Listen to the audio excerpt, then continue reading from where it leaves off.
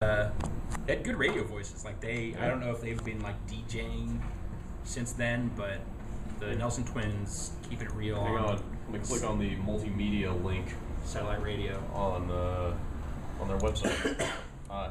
Hello. So they do this thing. Which is your favorite, Gunner or the other one? Yeah, Gunner or the other one. The other one's my favorite. I mean, what is there to like about Matthew? I like the cute one. But yeah, they had good radio voice. When you went and bought your car, This is not multimedia. I was driving back and I was stuck with terrestrial radio. Boo. And I was Ratburger. looking around for some sort of dumb classic rock station that I could listen to. And the one I found was being hosted by Jack Blades of Night Ranger. Oh wow! Oh wow! Who lives around? He lives up in Petaluma. He lives up around there somewhere. So.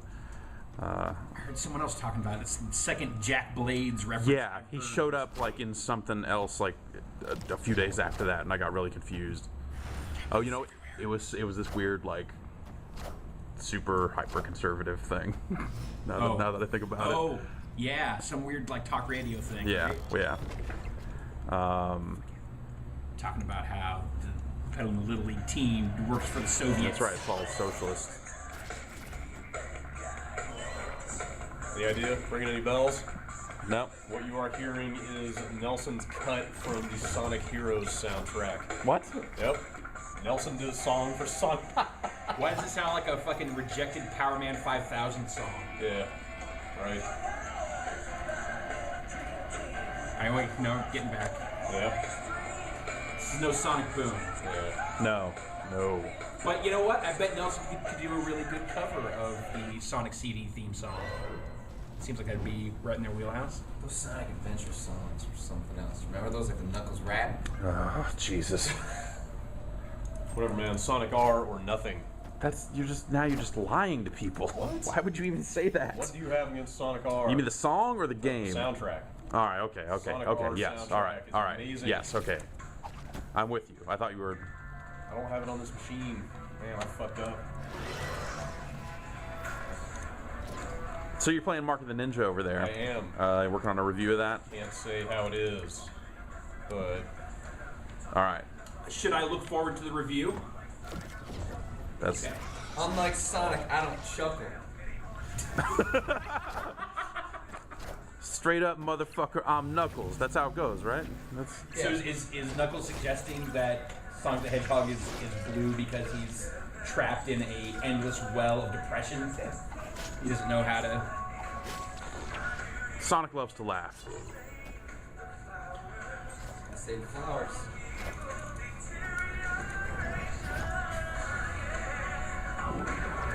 There's no one at Sega that could make this happen now. Not even ironically. Yeah. So we got Borderlands 2 coming in this week, but I haven't heard when that can run. I suspect it We're gonna do a live won't be stream this of week. the disc. Right. No, I don't even know. Pointing camera at the disc. No, they're not even leaving what they've got with us. It's not my bag. I bought that Diamond Trusted London. Oh, you did? I Oh, bought a copy. cool. That's it.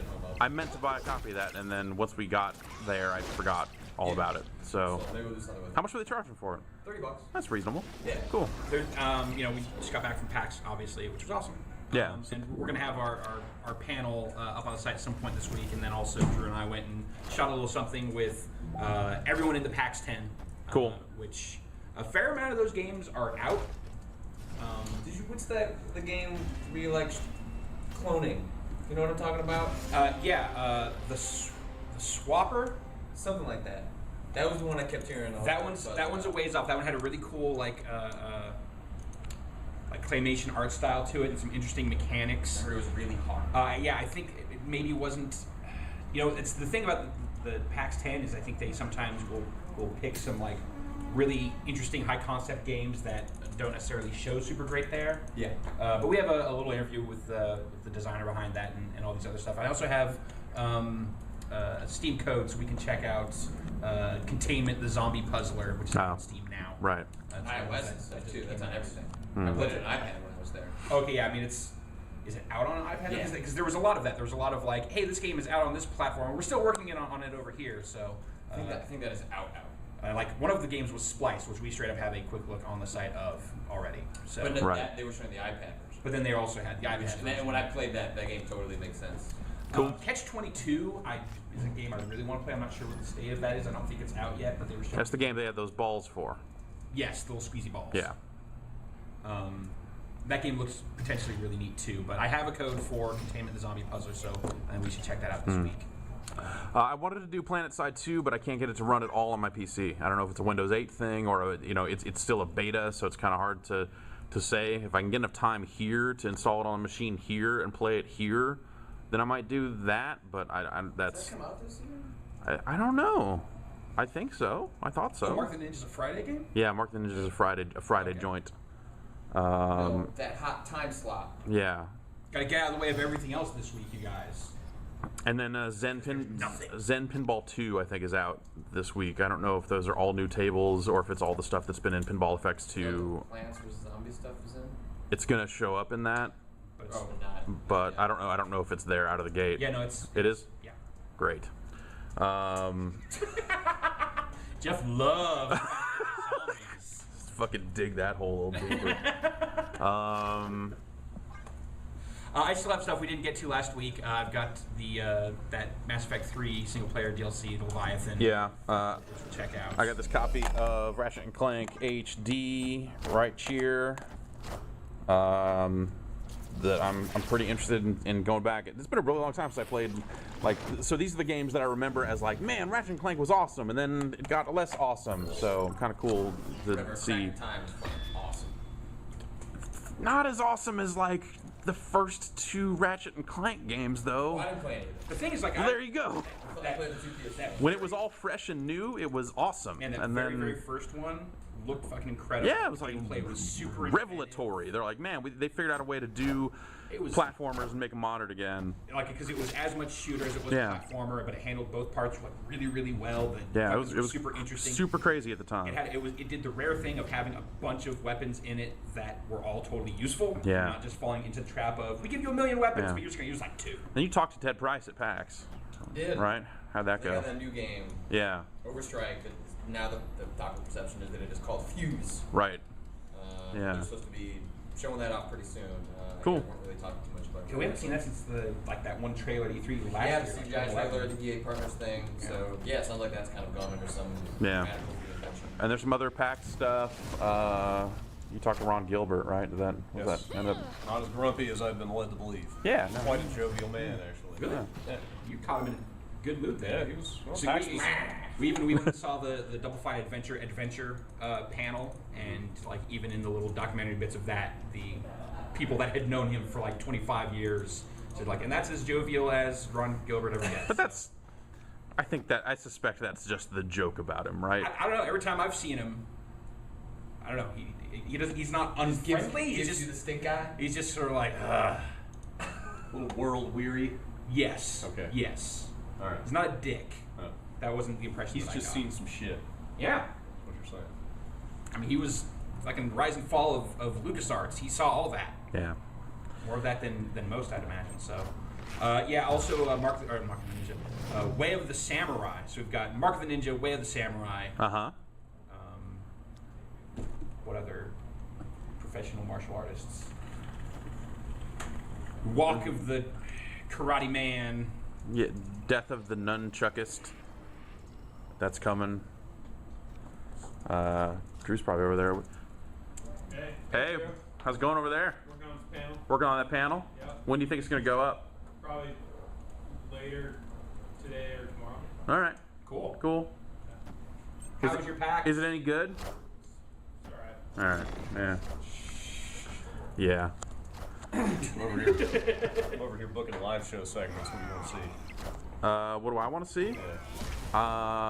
I want to see. All right, no, nothing. I was gonna say. All right, nope. Nope.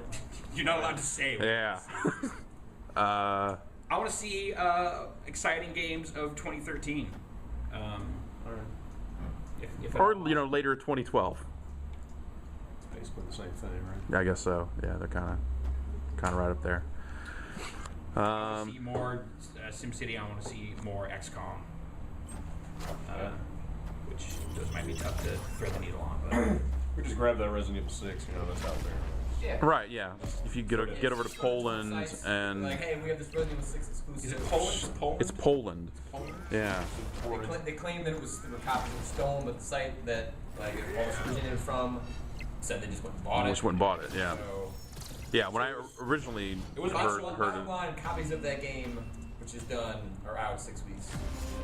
But it Yeah. was being sold in like a physical store. It wasn't like some Polish website. Yeah, like Okay. a guy, like Oh, works wait. with his friend. A retail? Yeah, retail copies are out That's there. how it's out. Like Capcom's trying to characterize them as stolen, They already made but it. yeah. It won't go old like a league or two. Yeah, but that game, but it's already through manufacturing. That's That's what I'm the saying. That kind of game's crazy over a part. month away. That's, And like in the hands of a distributor, let alone What a if they retailer. Like how does that? worldwide at once? And Yeah. I imagine Capcom has. And they moved up the date. It was Put later all in of its- October. Yeah, yeah. This week of October now. You see, they're putting out another demo.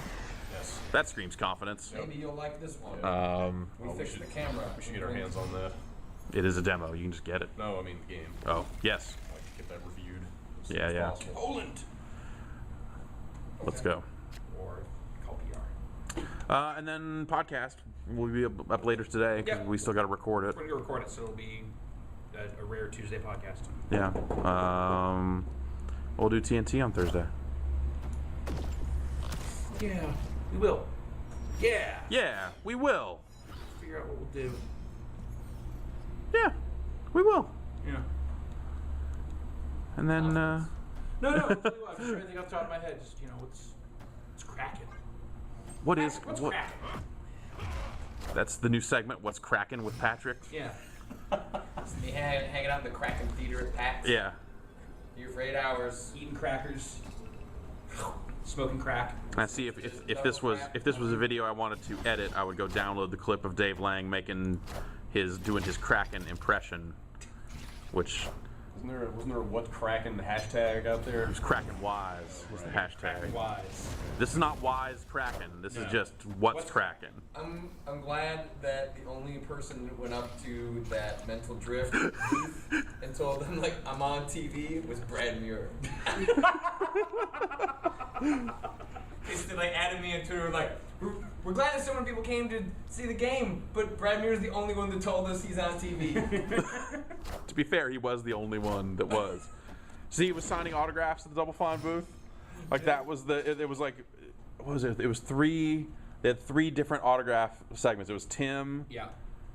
Was it Drew? Was it Drew? No, they were no. Drew got lumped in with the. So it was like 5 o'clock. Come by and get something signed by Brad Muir while Drew plays Double Fine, Dubstep Party, Connect Party. That dovetailed with my cave appointment there. And I was talking to Brad Muir, and he was being his normal friendly self, and then some attractive ladies walked up, and he told me to beat it. Now the real Brad Muir comes out. I think you know what? I think this signing Dave Lang's name over and over again is like it's seeping I think in. it addled his brains. Big timer. Yeah, some Chicago asshole is just like is ghosting up through the pen into his arm. It was all in jest. So pretty soon you're gonna ask, "Hey, what are you doing?" He's like, "You don't need to worry about what I'm doing." Had to worry about it.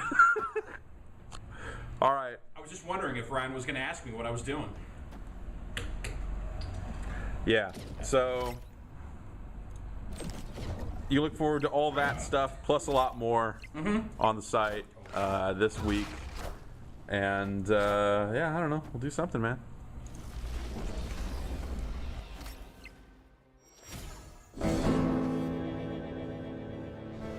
Ryan, do you love video games? Sure. Awesome. What if I told you that I had created a virtual space that you could visit to play a wonderful world full of classic video games? Well, I love space, and I love virtualizing things. All right, well, stick your arms out to your side because it's time to go on a fun time, hard smart adventure into the game room. This week, More like the shame room.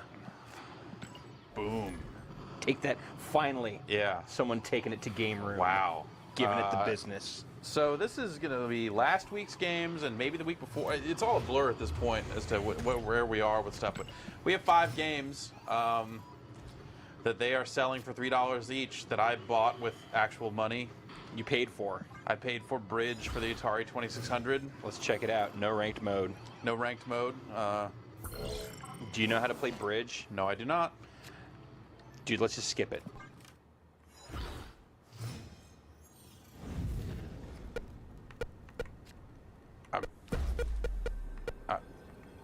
Dude, like I hit P. P-wing. I seem to be picking. What? Now I'm picking cards. How about the Dude, queen? Nope. No, can't do a queen. You can do 2. Oh, you can do jack. Oh, because diamonds are broken or something? Is that you have to break suits? Is that how this works? Oh, that's right. Each person plays a card, and then someone takes the wheel. 4th Street. ace. Anything about that? Well, ace of diamonds. I think I am coming perilously close to learning how to play bridge, and I'm There not you go. I'm not okay with that. Game Room has taught you. It's taught us all so much. I say I haven't learned anything. I'm saying perilously close to learning something, and that will not abide. Oh, didn't like that play. I can roll it back. No, let's just. Mm-hmm. God. I should just cut you loose. I should stop enabling this behavior with these game room. Hard templates. hat for the Intellivision. Let's read up on the history of that. Originally created as part of the Party Line bundle pack, never released to the public. So, never released to the public. Oh, so it's really good. Intellivision rarities. So it's a game that they said, you know what? Multiplayer only. Based on the incredible high standards of quality that we've already established for software Literally on the Intellivision. multiplayer only. And I can't. We're not going to release this one to the public. Start the game. Hard hat. That's a game, maybe. That's What do the instructions say? What? Let's just watch a replay. Can we do that? No, it's not a ranked game, so there's no leaderboards with which to do that. So we can kind of see it there. See, There's like a crane, kind of. and you guys are running around. It kind of looks like elevator. He's like building stuff. So informative. Yo, you like video games? Isn't there already a reversey on Game Room? No, I don't think so. I think we were joking that eventually they were going to have to reach that point, but all right. So I gotta board size. Yeah, that 1 or 2 players. What? No, that's not a. That's sports size. You good? Skill level in the bottom row.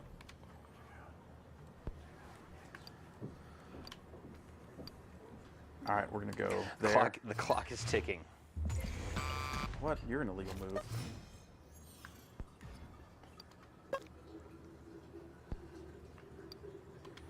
Yeah, I'm white. We all know that, Jeff. Word.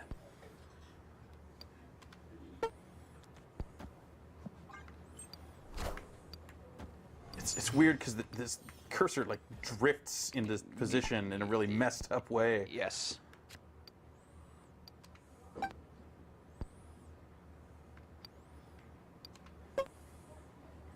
Giving up the corners real I bad. can't believe I'm watching you play Intellivision Reversey right now.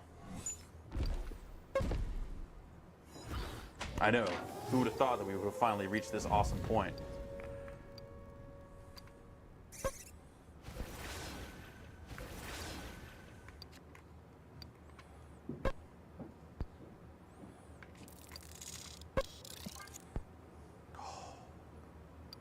Getting gassed. No, yeah, I guess that's.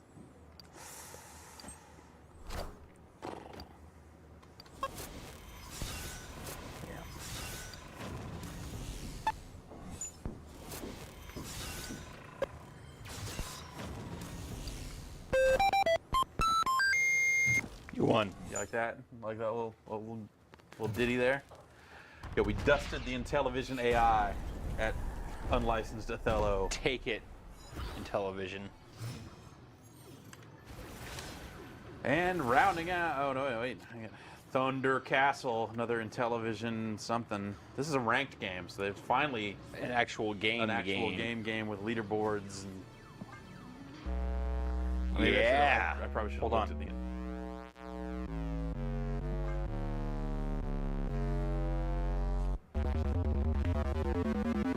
Yeah. Yeah. Dragons. Oh, dude, this is sick. There's a crown over there. Oh, but there's a dragon. I don't want to mess with the dragon. Okay, now go. Oh, he's gonna go up. Go up. Go get the. Now go get the. Look out for the bat. Oh. Oh, the dragon's gonna get you so bad. To the castle. To the castle. Oh, necklace.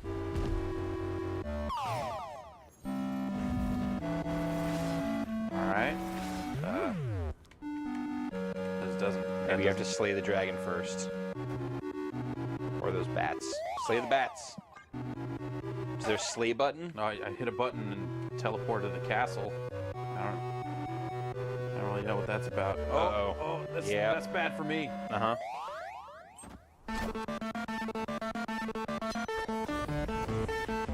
This music is incredible. Yeah, it's pretty good.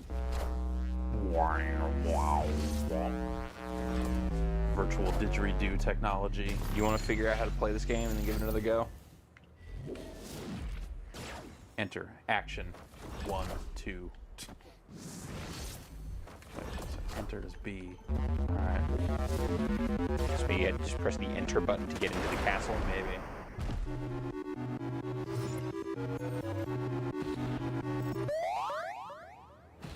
Yeah, go get your crown. Oh, yes. Oh, God. Why wouldn't he? Why would he? He wouldn't turn around. Hold, just wait. Just wait it out. Yes. Oh, God, I don't know why that just happened. It's best not to ask too many questions. Enter. Nope. Nothing. Nothing. Nothing except death. Dragony death. You know, for a button marked action, pushing it sure doesn't seem to do anything at all ever. Maybe you should pull up the pad. Maybe look at that and we'll figure something out. A sweet secret will be revealed. No, can't do that. It must not be needed for like a ranked game or something. So 1 and 2 don't do anything either? No. That's probably just when you're playing unranked, you want to play Chicken. a 2-player game. Or a duck, or a chalice, or bird over here, I have to say. It's a bat thing. Throw it into the bat. Oh, then now can I kill the... Oh, I mean, you have bat power? Maybe changed like we were playing Pac-Man or something. Yes. There is something kind of Pac-Man-esque about this. Go rule that dragon. Go rule that dragon. Oh. Oh! Yeah. Didn't get up there in time.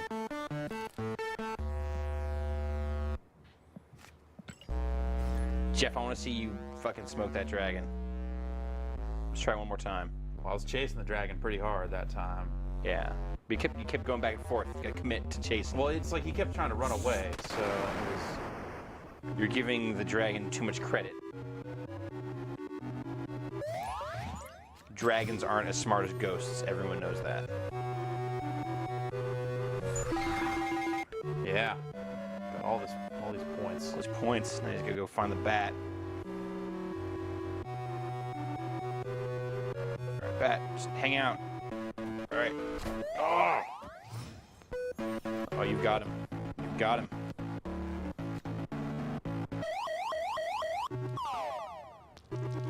But you lost that bat a lot more quickly, it seems.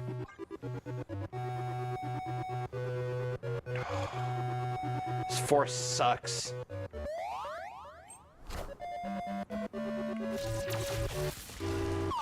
There you go. Yes, yes, yes, yes. Except all of the paths. Fuck.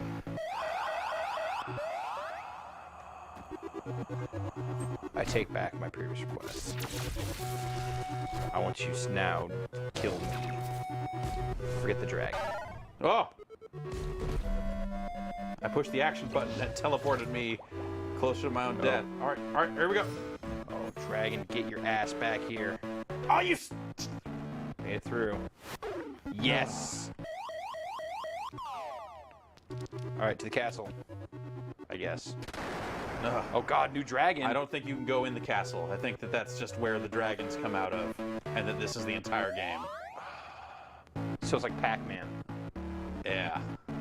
It's like bad fantasy-themed Pac-Man. Yeah. Go die. I'm Killed by that dragon.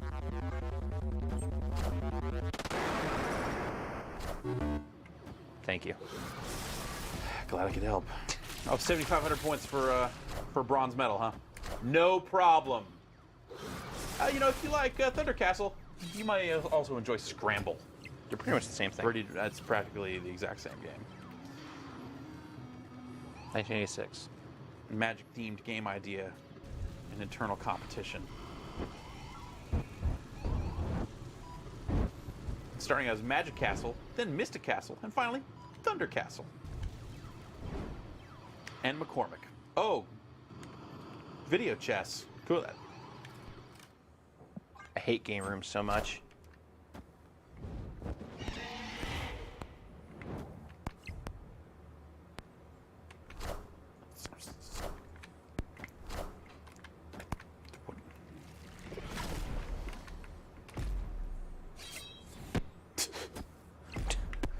Did you just ruin chess? What happened? No, that was the AI Thinking? thinking. Well, considering I had to do that for checkers, I don't think it's fair of us to be surprised that it requires multiple colors to think about moves in,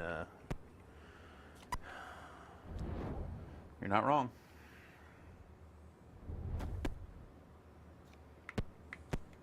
I'm gonna move my horsey now. They move like a L. That's true. Really responsive controls. Also, very detailed chess pieces. Sophisticated video chess experience. I don't see how anyone could scoff at or balk at the concept of paying $3 for such a high-quality video chess application, considering there are no other ways to play chess ever, anywhere. With a computer. Finally making it available to you, Yeah. So the home player. I'm going to trade a horse for a horse. Go up and take that. Horse. Stupid horse. Suck it, horse. Then he's gonna get your horse. I don't care. 'Cause we're not going to play this entire game anyway. The game is over. The king and the pawn go in the same box. So that's game room. I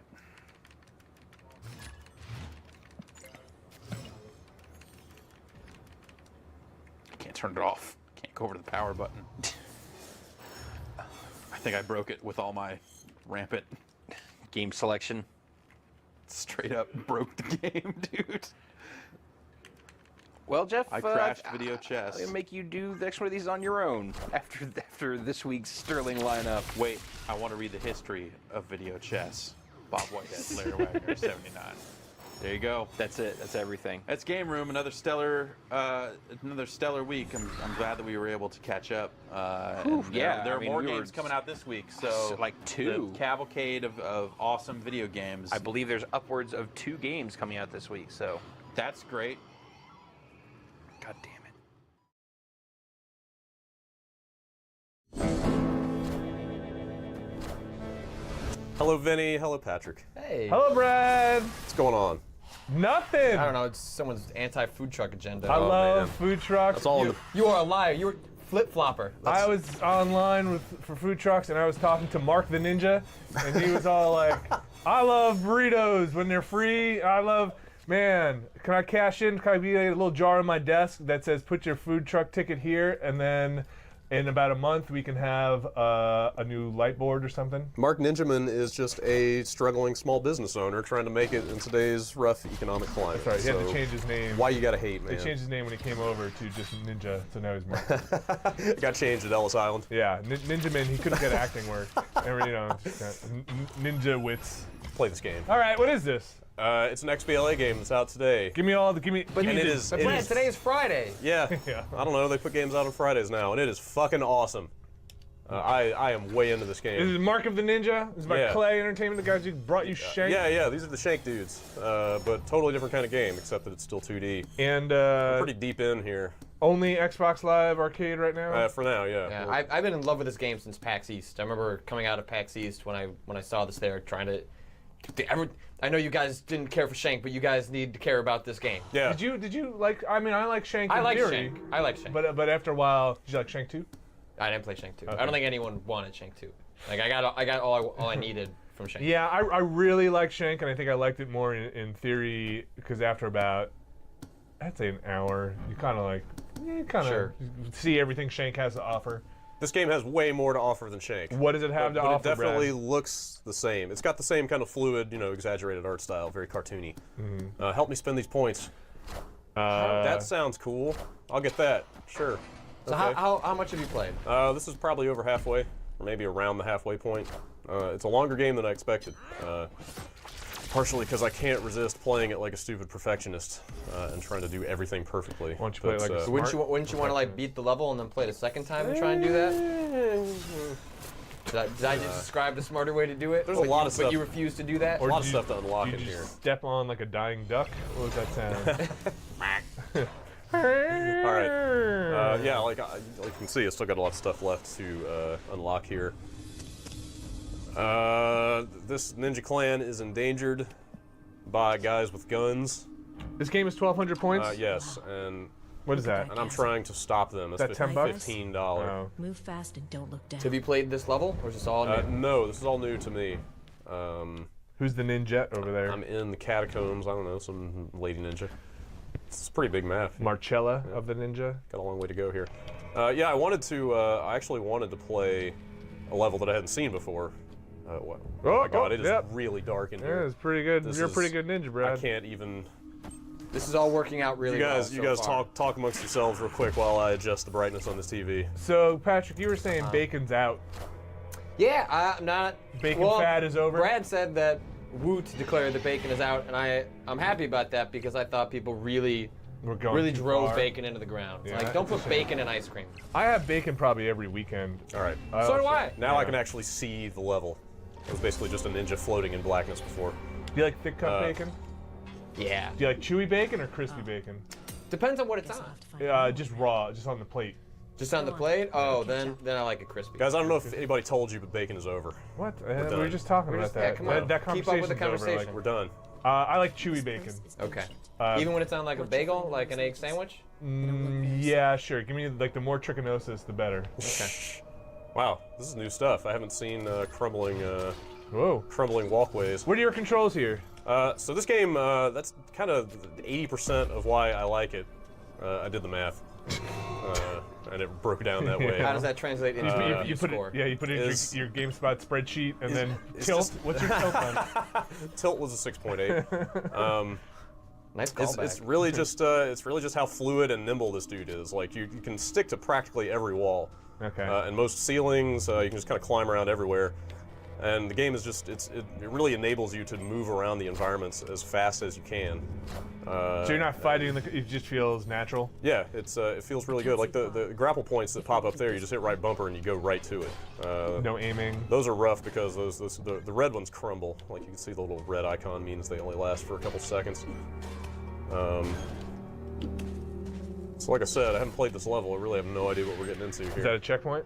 Yeah, that was. So I think what's really interesting about this game is that like Looks like you wall jump over there. so that that little circular that's indicating the noise radius, right? Yeah, Like, yeah. that's- So I didn't play Splinter Cell Conviction, but I saw a lot of people comparing this to that, in that they embed all of the stealth information in the environment rather than like there's no sound meter and light meter visibility thing to look at. It's just like, see, my guy is just all black. That means he's hidden right now. Like, I'm not seeing any light sources around here. Oops. I mean, it seems like there's light. Oh, man. Whoa! I think I may have done You something I was not ninja'd supposed to out do. over we there. Go ninja, go ninja, go. But it basically tries to address what I think is a constant complaint about stealth games, which is the trial and error nature. Like specifically, like the way like the Metal Gear games work, Right. where you have to like go through a map. Oh God. Oh no! Oh, Mark. Oh, that was close. Yeah, and then Screw it up and then go through it again. and then screw it up again. Whereas like Mark of the Ninja and what Splinter Cell tried to do in a more 3D space is surface all the stealth information and just kind of do with it what you will. Yeah, so like, you see how my line of sight is so obvious against the background there? It's like, yeah. it's be a lot easier to explain when there are guards, but Sure. like, you won't be able to see guards moving around in that area of shadow, but if I peek over the side, you can totally see what they're doing. Gotcha. But yeah, like he was saying, like everything you do in the environment that makes sound, you get the little, you know, anything in that circle is going to hear what I'm doing. And you get the same thing on like when you use items Nobody will notice if you ride and a bunch of stuff like that. Oh, I see. So that is a light. If you go in there, you'll get colored in. Yeah, yeah, that's a good place to show you. See, it's like Gotcha. now I'm invisible, now I'm not. No, you're not. Now I'm visible. Gotcha. Everything's very binary. Either you have been discovered or you haven't been discovered, and that's kind of the way the game, instead of muddying in the gray area, which what stealth normally does, this is very much you're caught or you're not caught. But there are alert stages, right? Oh, absolutely. Yeah. Although I'm not a big fan of lights, so I can just do that.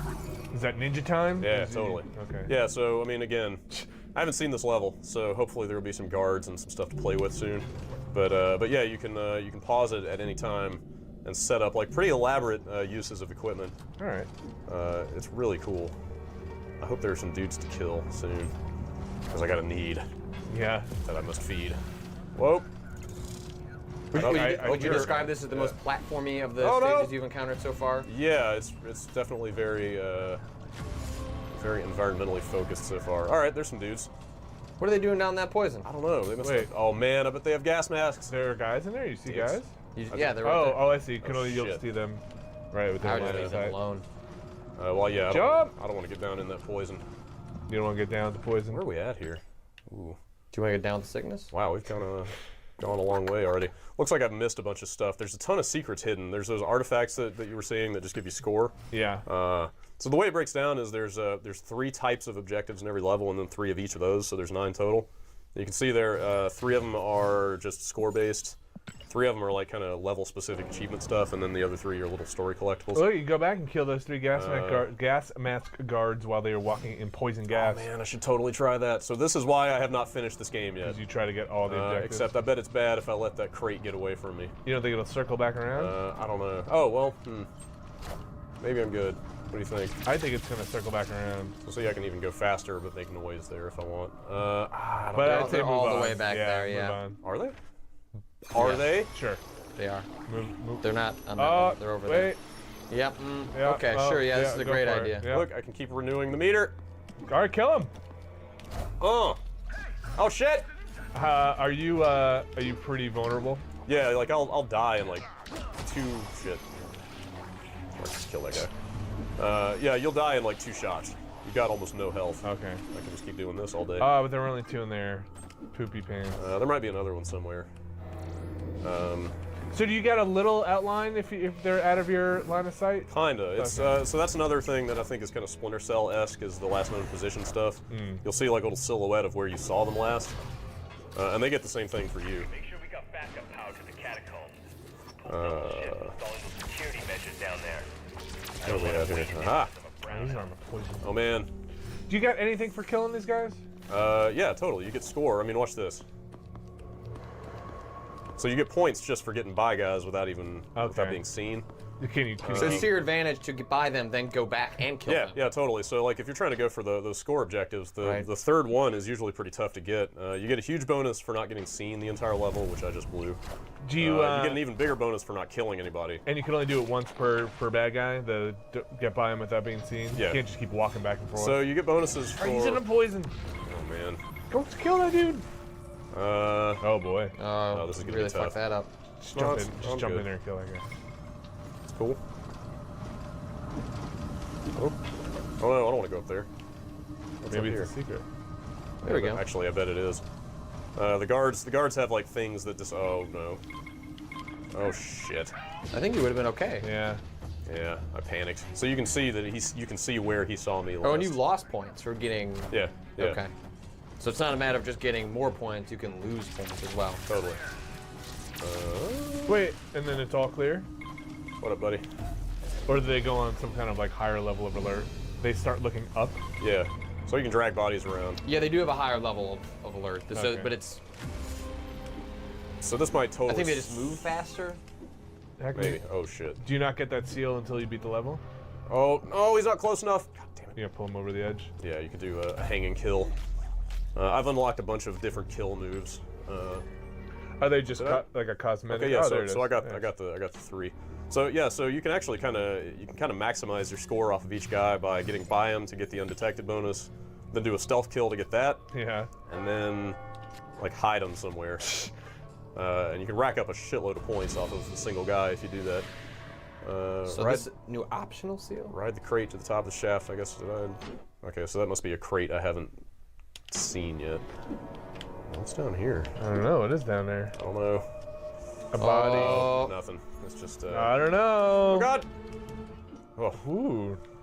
Ninja. So some seals are the actual objectives for the mission, and then the optional... No. Okay. Those 3 seals there are all that stuff's optional. You don't have to do any of that. Okay. What's the voice of Hisomu? It's these scrolls you can find. They're just collectibles, but they have a little haiku attached to them.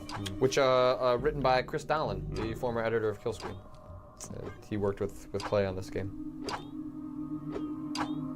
I don't know if I want to waste any of my equipment, but What's preventing you from just jumping down there and nothing. icing that guy? Nothing. Okay. It's just that I already did a bunch of that. Yeah, show us one wait. of the other items. Yeah, I'm trying to. Oh wait. Oh man, I wonder if I can do this.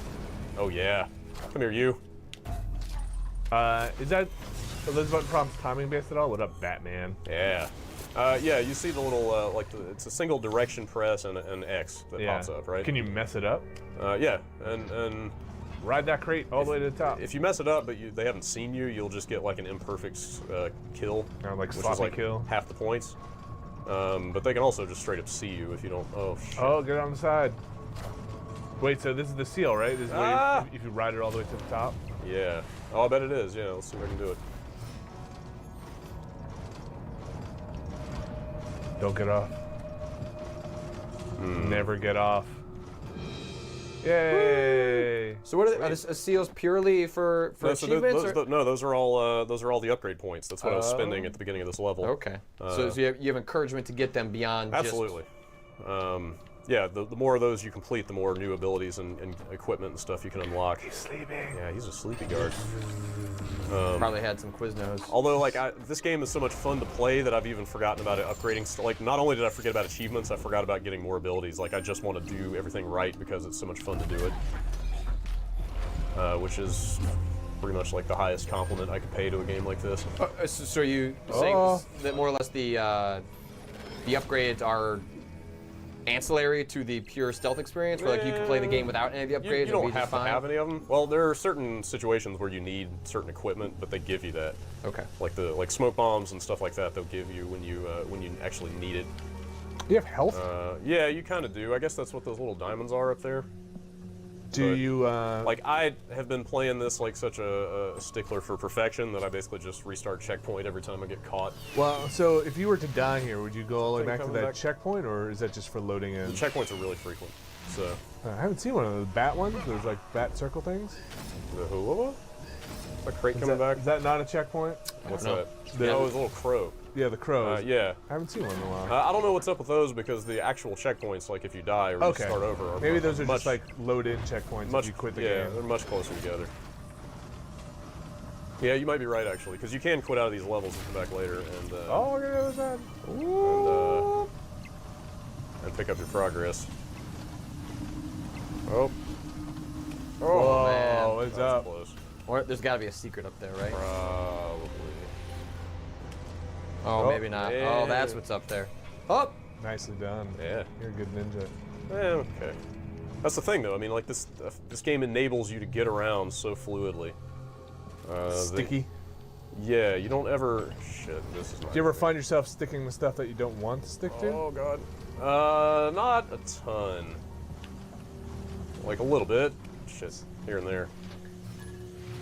so when people talk about like games that enable you to feel like a badass or like the power fantasy, yeah. I appreciate when it's like this as opposed to like a standard shooter or Call of Duty formula of just like explosions everywhere. Because like this, where it's actually tied to skill, and Yeah, it it's, totally is.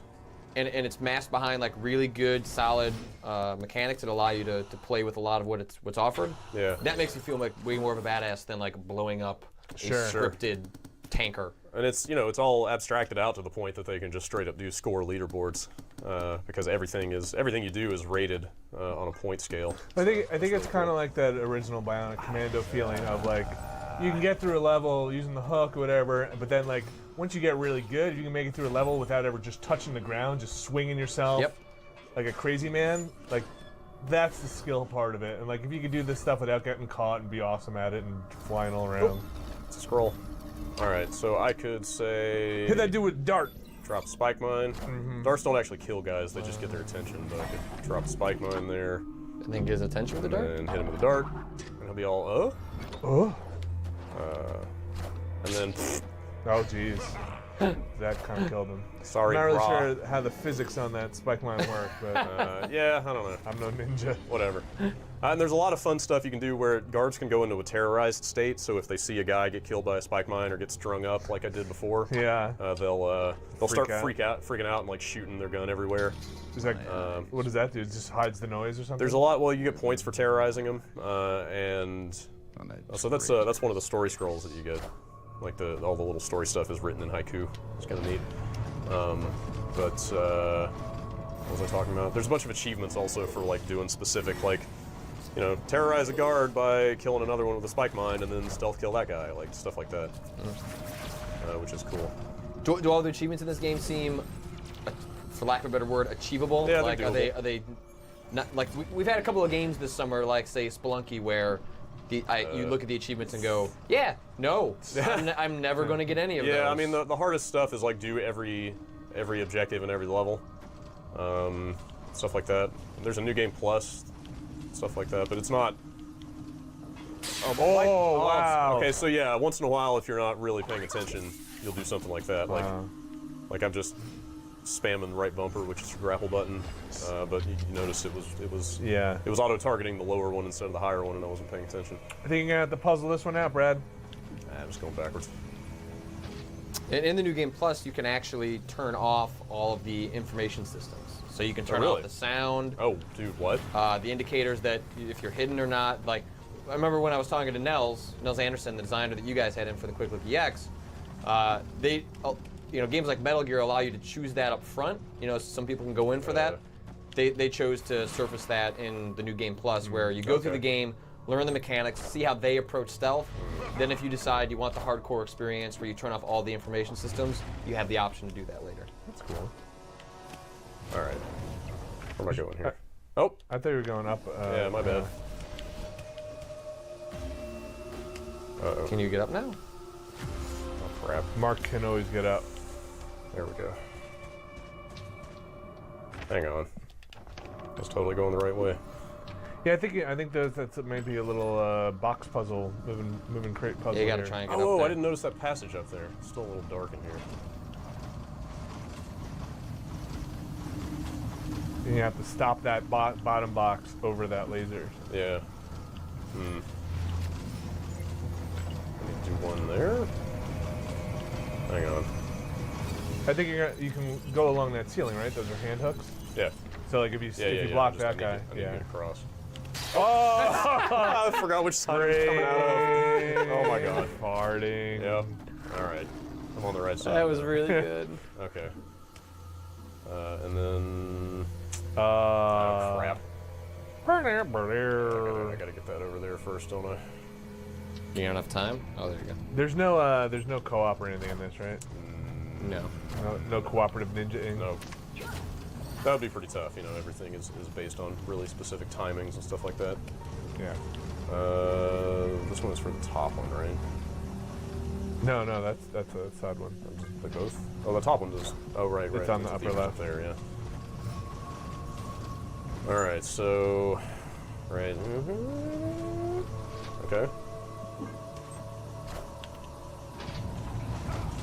Ride it! And then... Yeah, that'll totally work. Yep. Yeehaw! Come on, ride the crate. Okay, no. Ride it. That was.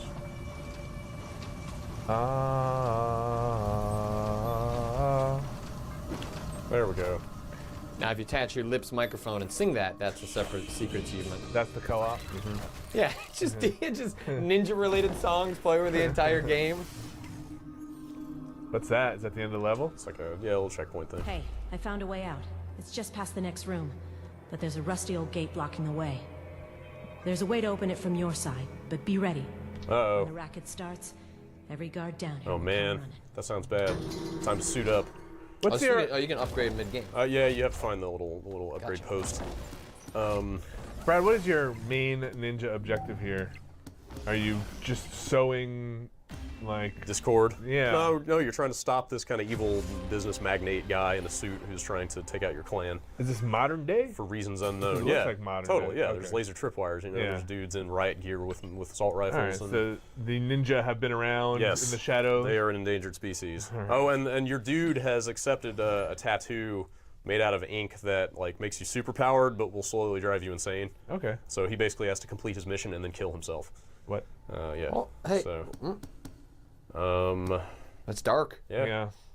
Yeah, and like I'm running up on the bad guy here, and we're only like halfway through the game, so I'm guessing there's a lot more to it than that. I don't really want any of this stuff. I think I'm good. Save it. Caltrops sound kind of cool, but I'm just hoarding points for now. Like, why? For what? Because there's a bunch of stuff that hasn't unlocked yet. And maybe So does that unlock like through level yeah, progression? a lot of it. Yeah, like that one. This costume. And then you can only bring 3 things at a time. Yeah, and you're limited on what you can carry. Gotcha. There's these suits you can get. This is the first one I just got, which gives you more health, but you don't get the time-stopping effect when you do use your abilities. I don't like the sound of that at all. I think smoke bomb might be more useful here. Smoke bombs let you get through lasers without. It seemed like that other costume was maybe if you wanted to go more of a combat focus with the game, yeah. like less stealth. Which I can't really see wanting to do because I like slinking around in this game. Oh, look at you. Wait, so what is that? You're like, you're just in the wall? You're like, So yeah, a there's a guard bunch can of- walk in front in the of you. shadow? Totally, yeah. Okay. Double shadow. Double shadows. Yeah, you get the little hiding places all the time there. So what, you just want me to get up there? All right. I sure do. Again, I'll try to abbreviate it for the sake of this quick look, but I can't resist just like going everywhere in the levels trying to find all the scrolls and artifacts and. If you run around, if you careless use of the run button, has that gotten you in trouble? Absolutely, yeah. Okay. I almost never run. In fact, I've kind of started just doing this because that doesn't make any sound. But it Whereas seems, running is terrible.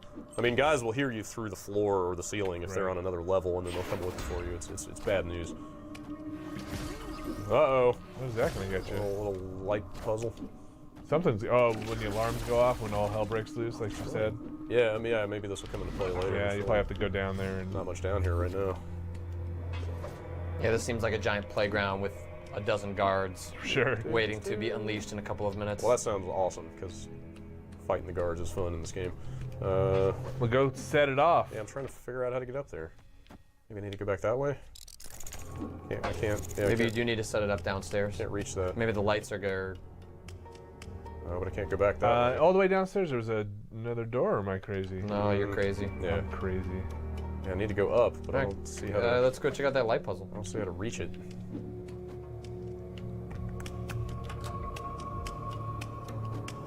Wow. Oh, I didn't pull that, did I? Oh, I can't pull No, that. I think. Weird. There we go. Huh. Set it off. Is that what? Yep, pull it. Well, hang on. Maybe that open the gate up there? Wait, why wouldn't you pull the pull lever that? that you just set up? Because it was pulled before and the gate was closed. Oh, Okay, all right. Someone activated the old cargo door. Get down there and find Oh, them. great. all right. Kill dudes. Wait, so Can you stab this guy from through the door? Oh, you got to make it I don't through. think I have that one. I think that's an ability, but I don't think I bought it. You just open the door and knock him out of the game. Oh, just get out of the way, dude. This is getting bad. Knock him into 3D. Send in the dogs. Shit, dogs! Oh, Oh, dude, this is bad. Send in the dog. Oh shit! Shit, I didn't even see that guy. This is real bad. Well, you have it looks like you have a time limit there. Going that too, great? or- I'm playing hell of sloppy here. Oh, I guess that's the time until you have So to you can see the survive guy's- until that You thing. can actually see the guy's footsteps up there. And now you can see his flashlight that he's shining. Yeah, Oh right. shit, really? But he Oh dropped- man, they're trying to flush you out. Oh, this is terrible. Look at that This is doggy. fucking bad. Wait, that doggy's walking funny. The dogs, wait, why did You gotta it wait close? 40 seconds. Yeah, Oh, you got shit. 40 more seconds. The dogs can sniff you out. Is there like a range or Oh something? shit, in fact, he just smelled me. Let's see, what if I were to put another, okay, sure. Oh wait, can I only do one at a time? Maybe I can only do one spike mine at a time? I don't know. Put on your mask. There. Which gap Is that dog? Can the dog get spike mines? Oh dude, he ran the other way! Search up near the room. You could be in. Probably. Actually, I don't know. Don't be a jerk. Don't When you spike mine the when you dog. quote unquote kill, fuck yeah, You're an asshole. place to be. That worked out real well. Oh! Wow, you really do go down quickly, huh? Yeah. See, the checkpoints are really Oh, yeah. generous. I don't even know what that checkpoint is. Oh, I bet the It dog seemed can like they smell just me. restarted you. Oh, they can smell you in the wall. Yeah. You can see the dog, well now it's like kind of focused, but when the dog is just patrolling, the range of its scent detection is enormous. So you don't have any like just drop off insta kill off the ceiling? Yeah, I've unlocked a couple of those, but oh dude, no. No! No! So you don't think you can take a dog head on? Yeah, you can, well, but I can't get close to it, because look how far he can smell. Yeah, oh, there it goes. The stealth kill for a dog is called like hound slumber or something like that. You just like put it to sleep. It's not called sleeping dogs. Nope. That would have been pretty good. Trademark taken. Alright. So you missed one of the seals. Thanks. Yes. Well, no, I haven't gotten to the final room yet. No, that was it. You got one. Was that it? Yeah. Oh, okay. It said you got one. Oh, weird. Let's get out of here. Usually it'll strike them out if you've gotten to a point where you just can't get it. But you could probably walk back. At the end of the level. Yay. Alright, so that was a level. Oh, these And like. then Oh man, that's Wow. cool. they rate everything you did. And like I said, you get huge bonuses for either not killing anybody or not getting spotted or both. But that 1500 seems achievable. Like you got 9750 and you weren't even Yeah, doing this and for I was quick playing. look. I was playing like shit just because I was flying through Right, everything. and you missed 8,000. Yeah, totally. The game really rewards like really skilled, careful play because like the level prior to the one we just played is the first one where I got all 9 of them on my first run through. Just because like the more you play it, the more you get a feel for like what you can get away with and how everything's put together. How far are you into this? Pretty far. Like what is it, like level 8 or something? I think there's 12 total. Wow. So it's a pretty meaty game. How many hours do you think you put in? More than I should have since I needed to review it, but like again, I just couldn't stop trying to get everything in here because it's so much fun to do. So I don't know. Should I start this next one before we call it?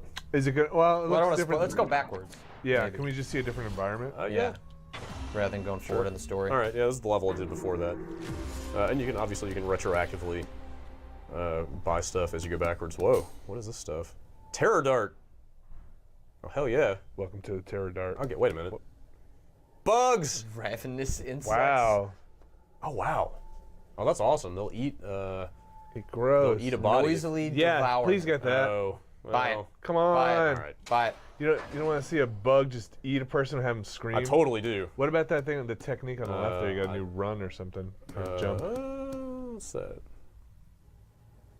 Stealth key. I don't know. What is a disabled? I'm not sure what they consider disabled. That's really good. Oh, fucking yes. Give me that. Well, it says it'll lessen it. I know. Yeah, but still. So I'm assuming that makes the radius smaller. Yeah. So you unlock these other outfits by doing those seals. Gotcha. I haven't done 3 of any of the others yet. But it seems like if you're making such big trade-offs for these things, I may not want them. What if there are achievements that are tied to maybe wanting to change to some of those? I don't think so. How are you holding? And it's straight up Shank style. Is that your crazy tattoo you were talking about? Yeah.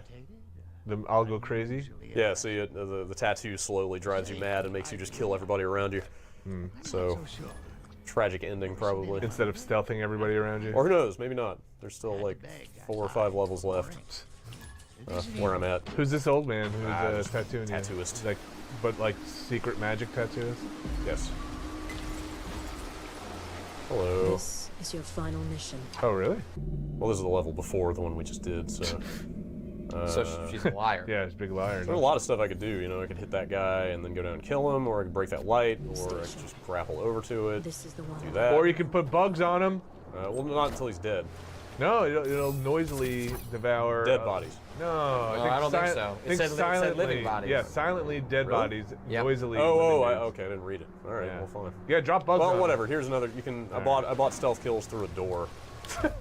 That's always fun. Yeah, that's pretty cool.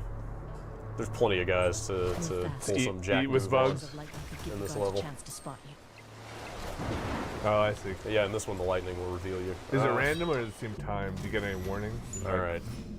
You ready? Yeah. Man. Ah! All That right. didn't seem so noisy. Well, you see how Yeah, big I the saw the radius thing, is but- enormous. And is the body also gone? Yeah, totally going. That's a shitty way to die. Yeah, that's Yeah. kind of a bummer. Yeah, Sorry, like dude. that. Whoop. So make him do it too. Well, I've only got one left, Oh. but okay. Oh, I don't know if I can get the angle. There we go. Yeah, that seemed louder. But you could also do that. Oh, I didn't notice the skeleton collapsing last time. Bummer for that. You could throw that in the middle of like a room if there were a ton of guards, and they'd probably all come running over too. I wonder if Then you could probably throw down a smoke bomb and just go down there and shank some You dudes. think it'll? Get it? I got it. You think it'll kill more than one guy? No, but No. the noise radius Yeah. would bring people in. And then they'd be like, "Oh my God! Yeah. there are bugs eating that man to death." Like I could see that being useful in Who that, turned out that the lights? final room in the mission before, Sure. where you could get everyone in one spot. Yeah. Lay down some spike strips Yep. before you go. This is useful. I could actually run now. It's a little bit smaller. So this is something I didn't show earlier that I had gotten in the last level that I forgot about. Boosh. Oh. What? Yeah, you can see around the map. Ninja sight. Yeah, you can basically see everything. See where the guards are, see how they're moving around. You can see, this is something we didn't see in the last level, but See what switches you can connect. see, yeah, there's all this stuff that's powered in these levels, so you can actually like break switch boxes and turn off laser tripwires and lights and all kinds of stuff in a lot of levels. I love how you much can- this game surfaces everything. Yeah, like everything that you need to do your ninja job is just there in front of you. You don't have to look at meters or whatever. It's all just in line Look at this. with the environment, It's and I gear for think that's Tommy awesome. John's troops. Wait, what did you just unlock? Did you unlock a dude up there? It was just equipment for the dudes Oh. that I'm fighting. So this is the first time I realized the rat can actually fuck you in this game. Oh, by making Gross. noise? Yeah, it was not pleasant. Trust me. Yeah, getting fucked by a rat, not pleasant. So I always take out the rats now, because the first time How are we gonna get through there? I don't know, you figure it out, ninja lady. yeah, Do you have that's your unlimited job. darts, or just you have yeah, one more darts? dart? Darts are unlimited. So the rat actually ran over and like alerted this guy. Nice. And the body's hidden. Yep. So you get 600 for that. For this environmental And one. this guy's not like, yo, where'd my boy go? No, because I mean the cone of vision is only like what 5 feet in front of his face. Yeah. Unless they're on alert and then they. You start know, going just crazy. like real life. Well, whatever. They're very nearsighted guards. You know, weird future. I feel like there are so many just strange concessions you have to make for stealth games. Well, I'm okay with these kinds of concessions because, like, when I play a Metal Gear game, I don't feel like a badass. You know, like I'm constantly like getting caught, waiting for alert statuses to go down. Right. Like I don't feel like Solid Snake, the ultimate spy. Most of it for me is just I play poorly. They start like, you know, I'll crawl into guys' ankles and like roll into their knees accidentally. Right. And then be like, oh no! And then like be all stealthy. I don't know with CQC. What is that's not even a term. Yeah. Yeah, in this one, oh my God, he totally just killed that other guard because he's freaking out up there. So he's terrorized now, so he just straight up shot that other guy. Did he see the guy down there? Yeah, Is that what they saw the guy hanging down there. But now he's cool? No, No, he I does think not seem cool. the terrorized state, I think, is permanent. But yeah, I guess that was a good example of like this game really allows you to recover from getting caught. You know, it's not like a lot of games where it's like, oh, I'll just go wait under this box for 90 seconds until the alert state ends or whatever. You can like immediately break line of sight and get the hell out of there. Which is the benefit of a 2D game. Yeah. You know, that's much harder to pull off in a 3D Sure, game, which, sure. you know, I think I sympathize with the difficulty of making 3D stealth. Like, Yeah, it's sure. exponentially more difficult with the added dimension. Batman did it okay. Yeah, I kind of sure. liked its stealth stuff. Sure. The Batman. Good. It's also very forgiving in Batman. You know, I mean, it's not super strict. And you can get away. You know, Right, like I was just you gonna can say- you can grapple out of the way. They kind of implemented a break line of sight 2D style thing by letting you have a vertical axis to play with. Yep. Oh, he's totally gonna see that body. He sees nothing. Well, you know, all right. Got a noisemaker. Oh, expecting to turn around, dick. So And you if can see how the scores start multiplying and adding up because using the noisemaker was 150 points, and you Yeah. get stealth on top of that, Yeah. and then hide the body on top of that. It's easy to see how you start stacking that stuff. And that's really more than anything why I have not finished this game yet, because it's so much fun to just get hung up on doing everything as efficiently as you possibly can. check. And when you hit checkpoints, you'll get some of your equipment back. So, anyway, I guess that's a lot of Mark of the Ninja. Is there anything else outside of this main game? There are challenge rooms they're hidden in levels, so you can only, as far as I know, you can only get to them by finding them in a level. But can you access them outside of the main game I don't once think you do? so. Oh, wow. Maybe, I don't know. I might be able to go back and check for that. I think there's one in this level, but I think I bypassed it. I'll This pop game out. seems great. I'm really loving the hell out of it. Yeah, I don't think there's. What a other way- games they recommending? Shank and Shank 2. Yeah, is it? I don't know. I'm just should be. assuming. Oh, I don't think there's a way to get to the challenge rooms outside of the. Seems weird. Yeah, Maybe once you beat it's a the bummer because they're extra puzzly. And they're Go really, see what the recommended games are. I wonder if it's dynamic. What? Weird. Indie What? Indie Alliance. Not I at all guess. what I expected. No reference to Shank. What? Nobody in that can't be right. Nobody owns Castle Nobody on my Crashers. friends list has played. Nobody. What's Castle Crashers? I have actually never. I bought Castle Crashers and never played. That's just that game I see at PAX all the time. Did that even come out? Very cool. Yeah, that's probably a. What's the lady? Do you have a name? That's an. Oh, I don't know, dude. Are you Ninja? Ninja. Mark Ninja. Mark Ninjaman. and Jenny. Yeah.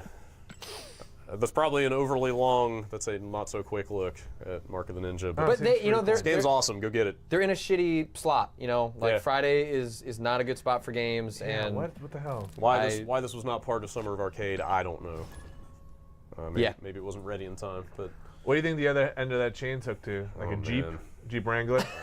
She's just got a tow cable. Like what? yep. Shouldn't the rest of it be on her? I don't know. These are questions ninjas have the answers to. I don't. Just gonna hook up her teardrop and go on Ninja in vacation. New Game Plus, Yeah. you can scroll to the other side of this artwork. Let's see what it is. Yeah. This title screen has been changing as I've been moving through the story. Interesting. Anyway, Mark of the Ninja, go get it. Thanks, Brad. Yeah. Yay.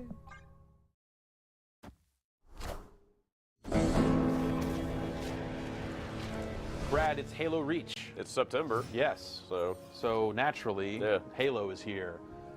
Yeah, this is here in the building. It'll be out around the world in a couple of days here. yeah. And I wanted to take you through some of the different modes that you can find in Bungie's latest. All right. Let's just start with the campaign mode. Since the game's not out yet, you know, it might be a little dicey getting some of the multiplayer stuff going, but we'll definitely give it a shot. I'll load up this map. The campaign is always there for you. Yes, the campaign is ready for it. We're just gonna play it normal. Okay. You know, just in the interest of getting through and showing some terrain. But you know, I could go in and Oh, look at them turn on some skulls. skulls. Cowbell.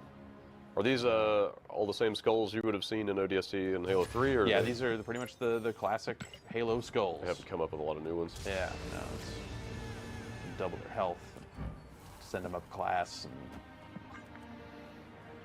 you know, do the dialogue thing. Sure. They still have the confetti explosion one.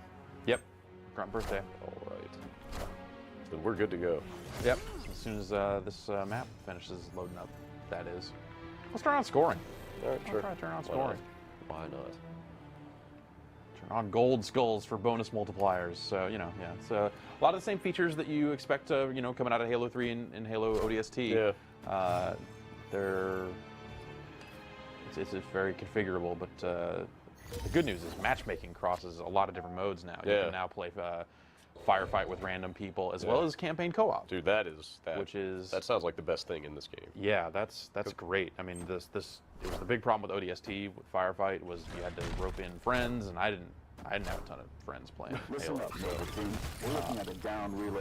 once I was done reviewing the game with people who were also reviewing the game and playing firefight, it was like, okay, well, probably not going to do that ever again.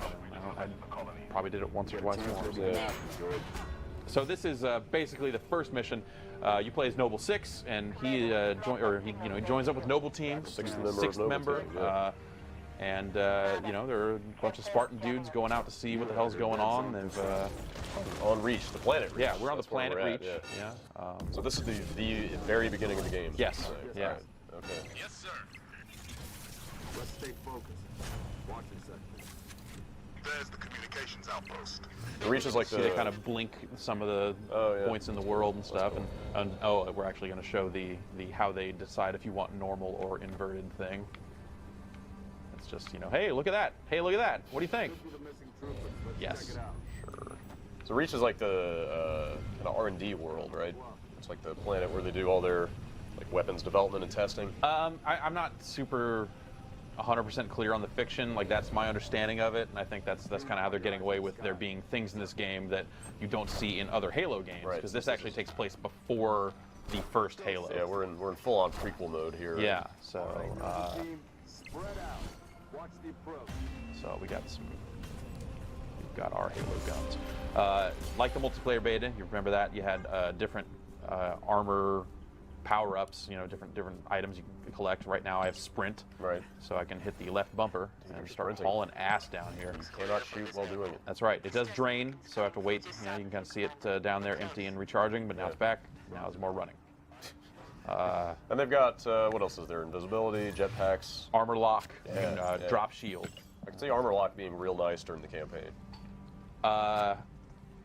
Maybe not. Yeah, I mean, it depends on how you play. Like, for me, I wanted to get from place to place as quickly as possible. So for me, it was all sprint all the time, except in spots where they made the jetpack an option, which were spots where there's basically like a spot where you totally need the jetpack.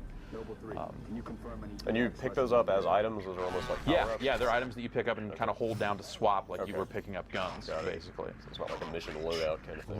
Right. Though, when missions start, you kind of think you always do go back to sprint when you're changing missions. So we're basically investigating. This is bad stuff has happened here. We don't really know why. There's some rebel forces out here, but no one really expects that the Covenant is involved, and it should come as no surprise to anyone that the Covenant is involved. Also, space ostriches. Yeah, those are some space ostriches back there. Have you ever eaten ostrich? I've never eaten ostrich, to my knowledge. It's surprisingly good. Hop down here.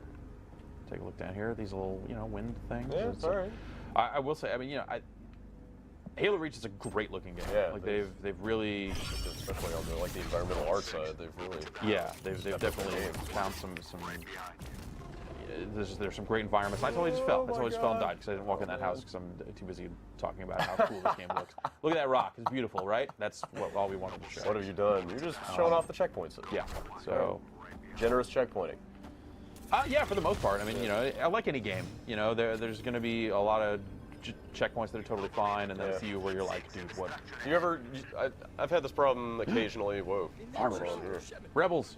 This is kind of cool. This is not something that you've seen a lot in the other Halo games, like civilians walking around and sort of slower paced dramatic cutscenes. Yeah. That's neat. So then they're talking a different language. George over here is translating. See, he's a larger dude that just walks around with a friggin' turret. Are all these here? Dude, these guys are all Spartans. Our kind of crazy shotgun dude. Yeah, these are all Spartans. Like Spartan. So we're a team of Spartans. Again, I don't want to get into the fiction of Spartan 2s, Spartan 3s, and all that stuff. It's just not right. It's just not something that I stay up on, and really not something that's terribly relevant to the game. That's fine. So we're going through some tutorial stuff here. Obviously they're saying like, hey, don't forget you can run for this part here. But we're gonna get some combat going pretty soon here. Shoot some stuff. So Kat, she's the lady. She does some intelligence stuff and computer hacking stuff. And oh man, these guys came up very, very short. Yikes. Looks like they were interrogated. And Carter here is he's the leader of Noble Team. I love the names of the Spartans. George. Yeah. Watch your motion trackers. That dot is red. Just makes you wonder if at any point, anything? Negative. you know, They're both green. I guess that it did happen in Halo 3 a little bit here and there, where they just started calling Master Chief John, right? Cortana, yeah. Yeah. All right, so going ahead. Where did that red dot go? Which red dot? There was a red dot. Oh, yeah,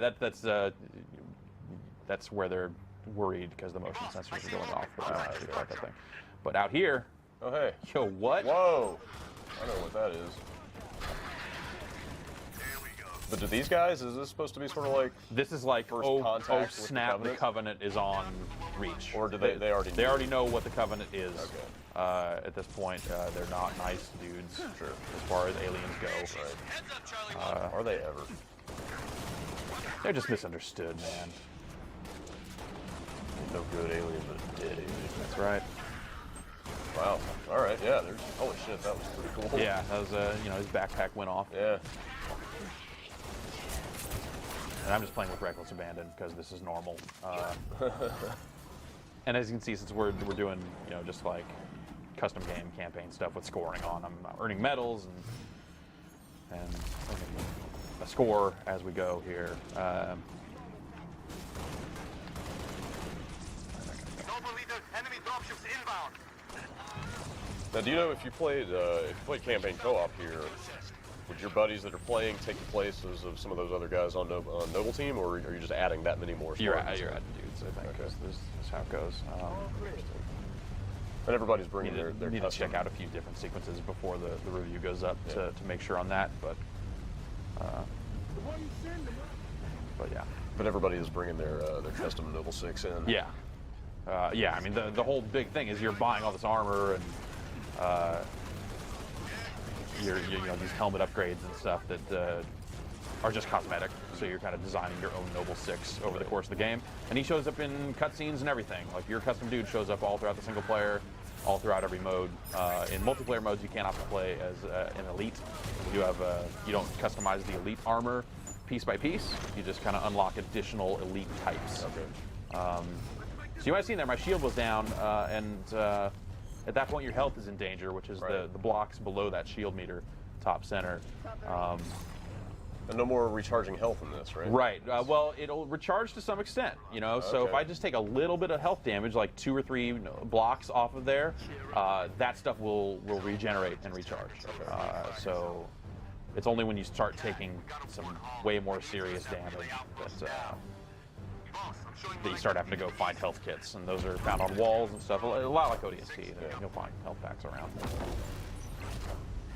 Run through here, just totally get behind this waterfall, which that is. Because you have to. I always check behind waterfalls in games.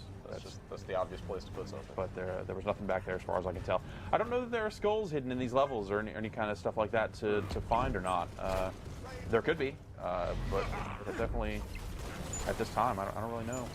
Doesn't look as though there are any achievements tied to skulls. Like that, right? Yeah.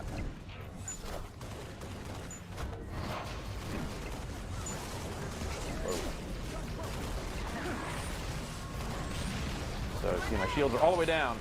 See, I've taken a couple points of damage there, 2 points, but it's still yellow. So you see, it's going to rebuild there. So not permanent health damage in that case.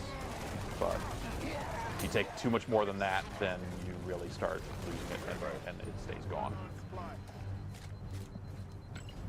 Kind of nice to be fighting elites again. It's been a little while, huh? Yeah, it's been like, what, 2 games ago? Yeah. Right? Wasn't Halo 2 was the last time they were a major antagonist?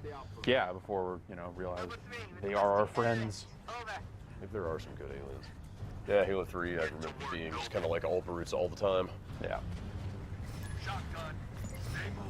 So that is not a warthog. It's not, but with the ability, he's gonna make it one. It might as well be. Yeah. Kind of like a proto warthog. I'm sure it drives the same. It totally does. Yeah. So same deal. Looking with the right stick. Yeah. Using the left stick to go. space combat in this game. Yeah. I mean, that E3 trailer totally, or I guess not trailer, they showed it at the press conference, right? They totally showed some space combat. It is not a long sequence, I will say. I mean, we can totally load it up and show it. I just don't. Like at some point, we are spoiling something, right? Sure. So I don't want to get too deep into the campaign and talk too much about why some stuff is happening. So I rolled this thing, and he's get on. There we go.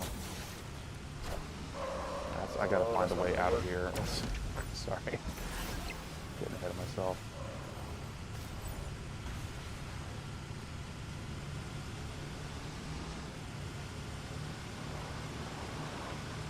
Does it feel consistent in length to the other Halo games? It does. Yeah, this is.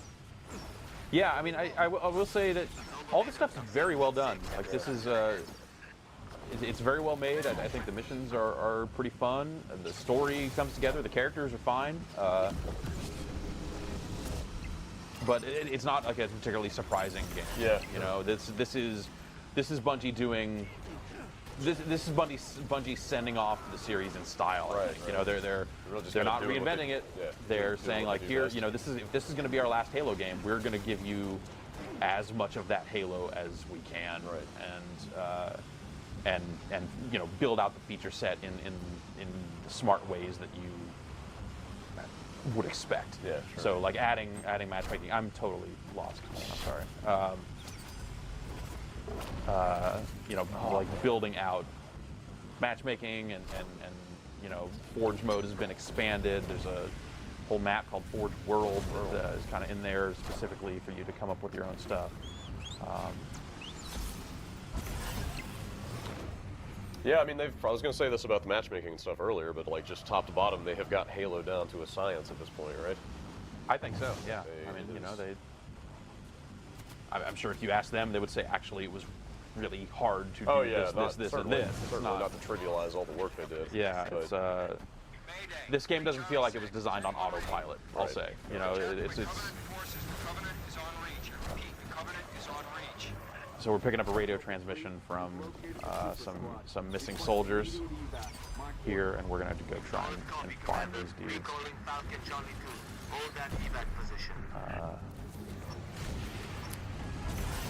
So they've got that, what I think is a pretty great tagline, the whole, like, what is it, from the beginning, you know the end stuff. Yeah, I mean, like, did that detract from your enjoyment of the story at all, like knowing how eventually it was more or less going to play out? No, because, I mean, you know, it's... Or is there anything surprising about it, I guess, the story? You know, I kind of don't want to say. Yeah, okay. It's... Yo, dude, is that Master Chief in here? Okay, never mind. Yeah, you don't. Yeah, you know, maybe better not to give too much of that away. Yeah. So. Corporal Travis, sir. 3 Charlie. Let's get you out of here. So that just happened. Just fly down. And it's kind of cool. These dropships do just like swing out, just like come up at you in a really crazy way. Whoa! And then they're gone later. Yeah, I don't remember them being quite that nimble, right? In the other Halo games. That like aggressive. They were, yeah. Well, I mean, we are looking at kind of full-scale global invasion here, right? Right. This is a full-on invasion force. Having a new business. You know, I mean, and you know, we know from the books a lot of things about the specifics of what happens to the planet on a macro scale, let's say. But you know, these characters are not necessarily from the book, and in learning about what happens to the Noble team in that kind of micro scale, I think is where the value is. You know, so the story is important and interesting as a result. It's not the sort of thing where you're like, oh well, you know, everyone's going to explode, and you know, all these guys are going to make it, and this person's going to live, and this person's going to not live. You know, they don't. It's not telegraphed quite as much. Okay. And this is, I don't know, like those guys were, it's probably just a factor of me driving around getting lost and stuff and taking a little too long to get there. But like every other time I've played this mission, which has been about 4 times, those guys have been holed up in a very specific building that is not right here. So that's kind of dynamic. There's some stuff in the campaign that is a little more dynamic than some of the other Halo games. There's a really kind of open area flying mission, and there's another spot where they kind of just give you free reign to. Oh, and this is the wrong. Get the right button. This is the wrong dropship. Right? Where am I going? There's also a dropship. There it is. Okay. Yeah. Let me get in. They're trying to leave you. Sorry. Yeah. What were we talking about? Sandwiches. A good sandwich. Yeah, let's get some sandwiches. Oh yeah, there's another mission where you can, like, basically you're given 2 objectives and you do them in whichever order you like. So it's like, oh, what do you want to do? You want to do this or this? Let's go. No, I've heard that I've heard some like kind of the scale of the action maybe is a little more grandiose in parts of this game than. Not necessarily from a gameplay perspective, but, yeah, I just think the like, events of the game feel right. a lot larger. You're Right, seeing right. you're seeing this Covenant invasion force, and you're meeting it with an equal response. So there's definitely sequences in the campaign where there's just like a whole lot of warthogs, and you're like, oh my god, like all these dudes are fighting, and you feel like your actions are really part of a larger battle in some sense. But as this team of Spartans, you're being sent in to do very surgical, messed up things right. that regular ass humans would just get ripped apart doing. So,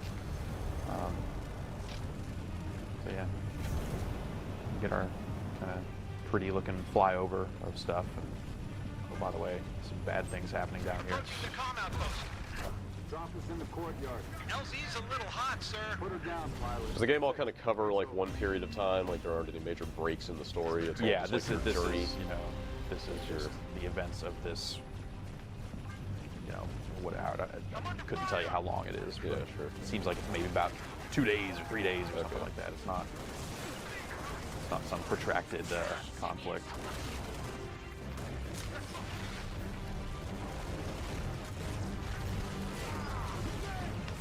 So at this point back here, Cat's trying to hack this door and get it shut. But we are currently being hit hard. No, not especially hard. Again, this is normal. So I'm running out here and just doing best. So look at this thing come in. Just whoosh. So like, oh, by the way, drop it, dudes.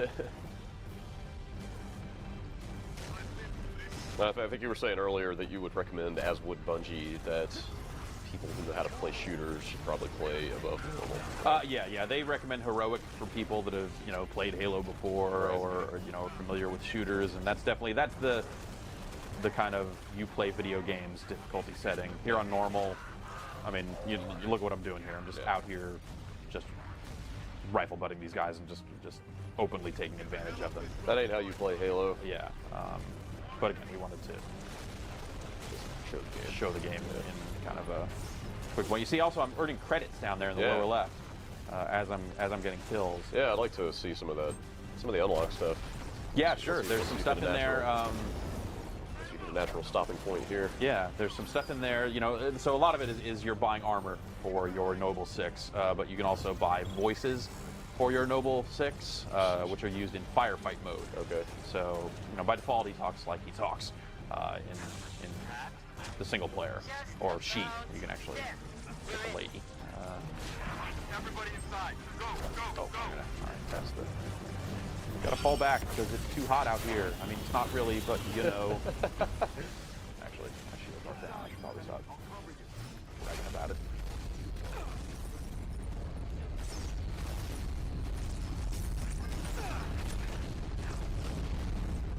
So again, taking 2 bars of damage like that of health damage will regenerate. So big. And then your shields. All right. We're operational. But these are health kits. You get over them and hold down X to pick them up, or sometimes they're on walls and stuff. I note that they say H. They don't have a big red cross symbol on them. Exactly.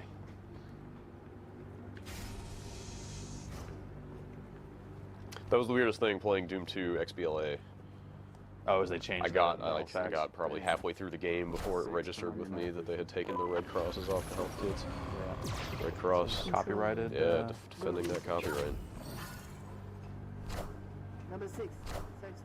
All right, so let's stop here. All right. You'll get some story stuff right here, and you know, kind of, it'll pick up from there. A lot of good cutscenes, or is it more in mission kind of stuff? Yeah, there are cutscenes. They are in engine because again, like they have to show your Noble 6. So as a result, you know, they're doing a lot of in engine stuff that looks nice. You know, it is a good looking game. Definitely some spots, particularly in the cutscenes, where you notice some frame rate drops. Yeah, I saw a couple in that mission. There. Yeah, it's not completely stable all the time, but generally speaking, looks fine. Yeah, let's go into the armory and look at some of the armor that we can get. Let us suit up. I think it'll probably actually give us credits at this point. Will there be a credit tally screen? But I think they had credits in the beta, right? You saw what that stuff looked like. Yeah, that's true. Yeah, I guess we have. Okay, so yeah, so for the time I spent playing and commendations for getting, you know, badges and such, that's how many points I got, and we can kind of go in and points. See, you know, well, that's cool. Different guys that I killed. We can exit and go into the menu here, and we can get right into the armory. So here's my dude. It's a pretty scrappy looking dude you got there. Yeah, I've bought. You know, I played through the game on normal at this point, and actually lost a lot of credits because those were offline credits, and you know, you take it online. There's some stuff there's an adjustment that happens. Yeah. So you start out with this base helmet, and then you can go buy, upgrade. So you kind of have to buy them in order. So you can't buy this one unless you have this one. And that's how all the helmets work. You've got some. This is the one I'm currently equipped with right here, but you know, I can go to that piece if I wanted to. Go buy an ODST helmet, and so you buy the base helmet, and then you can buy that upgrade, and then that upgrade, and so on. You know, so they've got you know, weird that thing. All kind of stormtrooper looking. No upgrades for that. Yeah, the EOD helmet was in Halo 3. Okay. Yeah. So. And whoa. This obviously was as well. They start to get more expensive. On top of that, you have to reach certain ranks to purchase some stuff. So they have prerequisites in place for a lot of that. So this one's like 0 credits, but it's unlocked via waypoint. So they actually have some waypoint hooks in there. That's stuff I don't think is up yet, but eventually it'll probably take your Halo career into account and the different stuff that you've done with regards to earning achievements in other Halo games will probably total out and let you get these last couple of helmets here if you want them. You can customize the shoulders individually as before. You know, a few different types of shoulders and chests, and then, you know, they're cosmetic differences, and you know, they're not always huge. You know, it's like, really, how much time does someone have to look at your wrist piece, or you know, your cod piece, your utility thing? And visor color is a pretty cool one, I'll say. I will eventually buy the black visor. And those are applicable across all helmets. Yeah. Armor effect is kind of a weird one. So, you know, when you die, you'll explode in confetti, I guess. You know, this stuff's really expensive, so or hearts, or you know, hearts will fly out. And this just makes it so like bugs fly all around you all the time, I guess. Wow. Or you know, well, if you want to be a little electric. But I mean, I assume these all work in multiplayer. So yeah. That's even when you die, there's like a sign of prestige there. And then there's firefight voice, so you know, you can. Yes, sir. Yes, sir. Yes, sir. Yes, sir. Yes, yes, sir. Yes, sir. Don't worry. You Model 3 sure get issued a nice set of armor. Looking for some advice, Six? What's on your mind? Trust me, payback's a bitch. Got something you want to tell me? I'm with you, Six. What's the arm, isn't it? This exceeds expectations. Detecting increase. This is the AI lady that you know, kind of talks to you. And there's a few more. There's a few more in there as well. All right. And as before, you know, you can customize your armor color and all that stuff, and your emblem. I've been using this emblem for the last couple of games. Is that a cowboy hat? It's a unicorn with a cowboy hat. All right. It's, you know, I can support that choice. Yeah. Challenges. They're gonna have challenges that they'll be able to update. Daily challenges, they say. And this is how we do. Yeah. There's an achievement for doing all the daily challenges in one day. Right. Yeah. Does that seem like a gargantuan task to you? I haven't. Well, let's look at what these are. So get 75 kills in multiplayer matchmaking. Like that's Well, that's doable. Kill but, 100 you know, enemies in firefight matchmaking. Okay. Heroic or harder, 10 multi-kills. Again, in matchmaking. So it's all matchmaking. Get an assassination. So that's when you hold down the melee button, which you can be killed while you're killing someone. So, you know, a hit from behind kills a guy anyway. Right. Doing anything more is just showing off. And complete 9 campaign missions on heroic. That's a large chunk of Halo to be done in one day. It is. So I guess I should say I have done that before. Previous Halo games. I believe that. So what do you got? Anything you want to see? I mean, you know, we can try out the matchmaking, see if we can find a game. Yeah. Any and all multiplayer. Let's so we can go into the playlists here, and it'll actually tell us exactly how many players are in each one, which is nice. So Team Slayer seems to be the one that's got the most action right now. Again, game is fully not out yet. Yep. So in fact, they just switched on matchmaking this morning. As of this recording. Right. So. And they say, I don't know if this is the stat reset or not. They said they were going to reset all credits and everything prior to launch. So there is a potential that I will lose the helmet stuff that I purchased and all that. That reset has not happened since the review event that you played through the game? I do not know, but at that event, it was all offline play. So, so you know, when we're finding these matches, we can vote. How about we play regular Slayer on Asylum? So that's not a map that was in the beta, right? I don't remember Asylum. I don't believe so. I think Asylum is one of the Forge World maps. Okay. If I remember correctly. Maybe we can blast through those and then check out the Forge World stuff real quick. Yeah. Jump in the Forge and drop a bunch of warthogs all over the place. This guy's name is Diarrhea Bullets. That's man. Ugh. Not. And legalize the kush. Great. Of course. Perfect. That's a new one.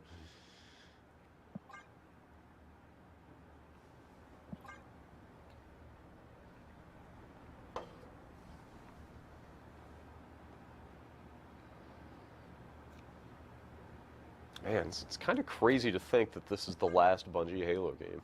Yeah. It's just sort of kind of crept up on us. All of a sudden, like a week or two ago, we were like, oh crap. Yeah, Halo's almost definitely. out. It's one of those things where September hits and you're like, oh, right, that means there will be games again. Yeah. Yeah, it was definitely like surprising to like, oh wait, I have to go play Halo. Oh man, really? Cool. But yeah, it's kind of the end of an era. It's definitely the end of an era. I mean, it's you know, like this 10-year run they had with this. This is the series that made Bungie huge. Yeah. You know, made them world-class, gigantic, beloved developers. Yeah. So, I mean, it's really exciting to me. Okay, I don't know what's going on here, but it seems to be trying to find some host migration or something. See if it'll. Again, like, game's not out yet, and the matchmaking they did say would be shaky today because they you know, they're probably doing their final tests and doing a lot of stuff. So not representative of a final game.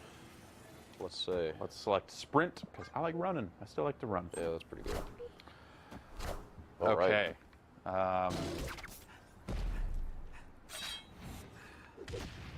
I am red. Wow, that guy was booking. Yeah. So yeah, when you sprint, you move.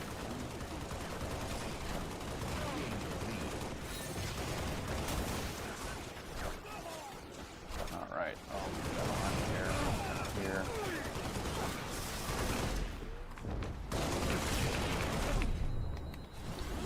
Well, you killed that dude. That dude's dead, and I decided to run into a wall, thinking that maybe I could fit through that little crevice. But I could not.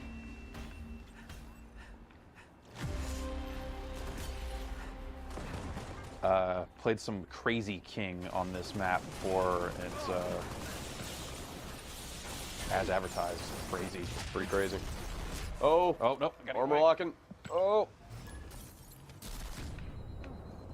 Legalized the Kush, getting a little devious. That's right. There. Oh, but he dropped grenades as I was killing him, so he killed me from the grave. He legalized the Kush from the grave. Oh. I Hey, saw a sword down there. Or what was that? Aha. Yeah. All right. Hey, friend. Oh no! What in the world? Explain that to me. it was not one hit center mass. No, apparently not. The reticle did not turn red at any point, so it did. I did not. It didn't look like I had the lock on sword kill. You only get the one hit kill with the lock on. Or was it ever a one hit kill? I can't. Oh, man, it's not quite. So I'm trying to get an assassination. I like totally was holding down the melee button thinking that I was lined up, but apparently I was not quite lined up behind that guy to do it. That's what you get for trying to show off. Oh, so there's a little 575 on Gunslinger, so when, as cool. you're completing challenges, it's actually nice. like letting you know or, where you're at with that stuff. That's cool.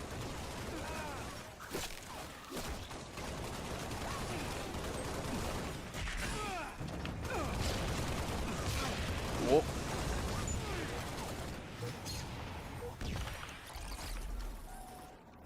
And of course, you know, I mean, like custom game just seems like so much fun, and the variants and stuff that you can play outside of these playlists, and setting up just all swords and weird stuff like that. I mean, it's so configurable, and yeah, it seems. And the game endless. is even more configurable than it has been in the past, right? And that stuff's that's great. I wish that you know, if anything, I wish that there was a way to do matchmaking with more of that stuff, right? And all that, and you know, of course, they're creating a lot of variety in the playlists themselves. Like right now, when you're voting on what you're going to play next in the playlist, it'll come up with like Slayer with only DMRs and all that sort of stuff. Oh, I remember some of the ridiculous stuff that came out of Halo 3, like the rocket race and. Yeah, so race is like a full-on supported game type in this game. Huh. Yeah, so you're just like getting on your mongoose and driving it around through checkpoints and stuff. Like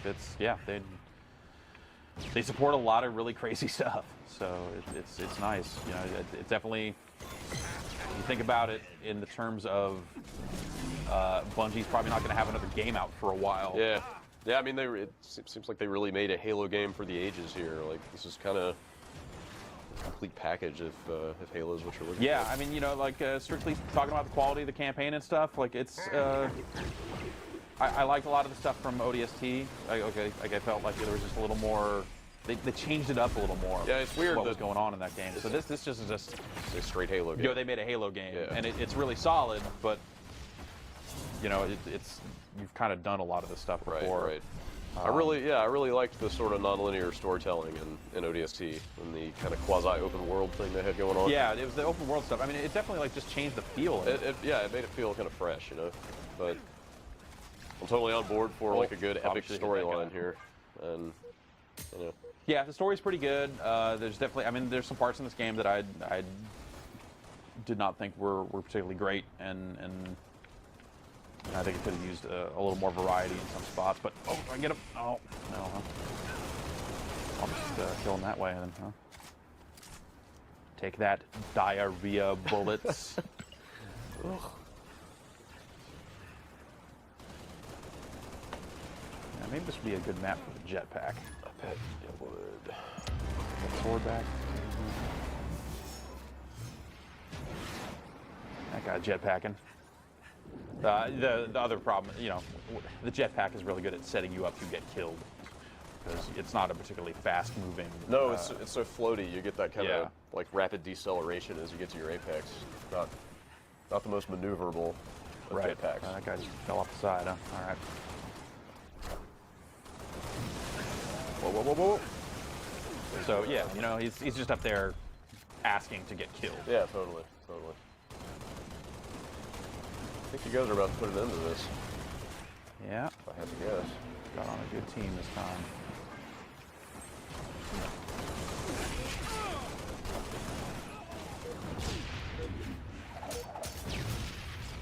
Man, I'm afraid to play this online now when I go home. This is the worst thing to complain about. I shouldn't say that, but like if they're going to reset all the credits and stuff at some point this weekend.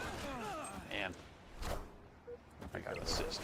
So that would be weird. I mean, it's not like they're going to do that after the game is fully out. They'll never reset that stuff. This is just a one-time thing, right? Yeah. I imagine it's just, you know, them saying, oh, some people got the game early in some pretty nefarious ways. We don't want them to. We don't want them to be able to benefit from that, so we're resetting all the stats. That was a real shame. It makes sense. I'm certainly not faulting them. Yeah. I just wonder if at some point, like if we're playing the campaign this weekend, at some point, halfway through the game, our Noble 6 just reverts to the default. We always lose all our unlocks or something. Right. That would be a little weird. All right, Forge World. I want to see what. Yeah, is up yeah. with that. Let's get into Forge real quick. Like, what makes it a world of forging? Well, Forge World is just a map. Okay. It's a map in the game. It's not a mode. It's a good map to play Forge.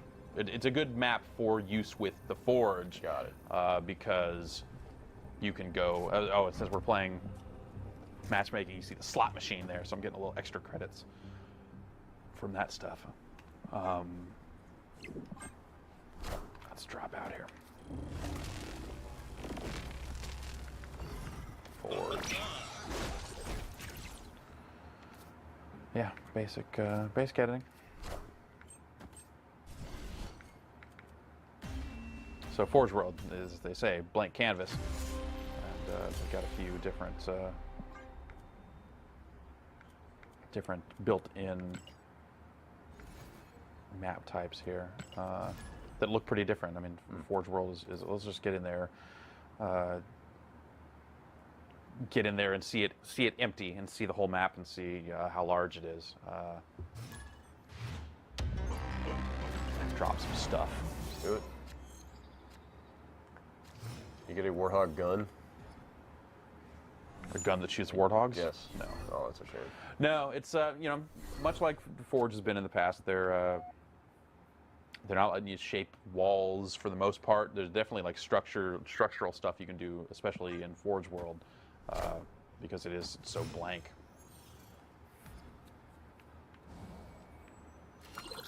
So, push up on the D-pad and I can fly, and then hit the left trigger and kind of fly out and see. Well, that's not. Now that is a jetpack. So we've got this big empty room to work with. ID SPISPOPD. Right. So we can go in here and drop down weapons. Everything's got a dollar. Sure. It's just kind of how they say, there's only so many objects that can go into a level before you, you're putting too much stuff in, so to negatively impact the game. So you drop down different stuff like that. So gadgets like explosives. So we can just get a fusion coil here and then go to object options and set the spawn time down real low.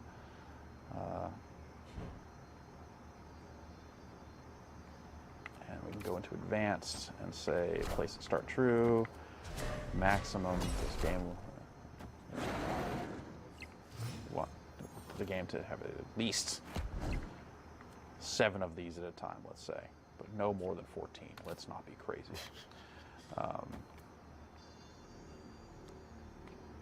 So we use the bumpers to go up and down, and drop the object, it'll fall and blow up. All right. I believe if I'm doing that right, it should respawn. Let's drop back into us mode. Suicide. Ooh. Okay, so it just didn't blow up all the way, I guess. Is that what we did there? Dude, I don't know. Okay, so there's also this whole big outside area. Okay. So they're basically like different chunks of land that you can kind of create different maps on, depending on where you put your spawn. So if you put all your spawn points out here, you get this kind of island arena. Very tiny island arena.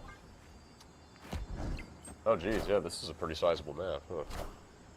Yeah, they've place just created these, little pockets of.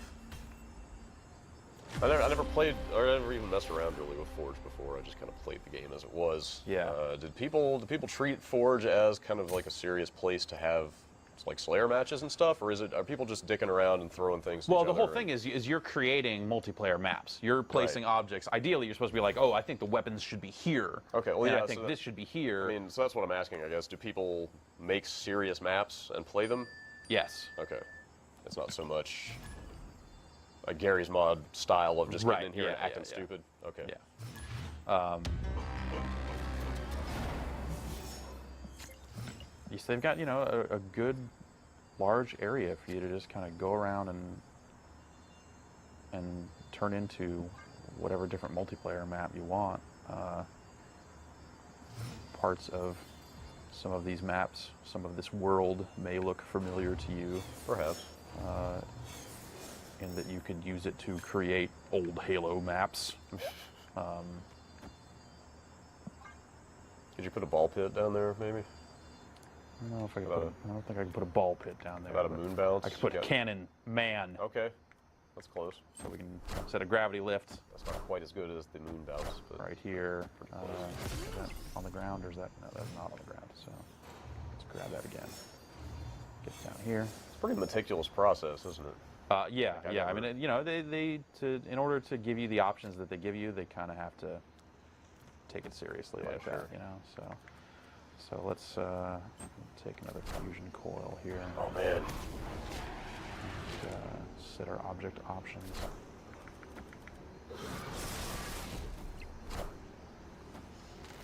I think this was how I was doing it before.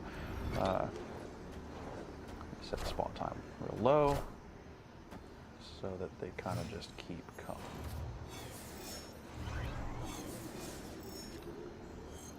Right? And drop object. So it's going to get picked up, and nothing's going to happen. All right, well, exciting.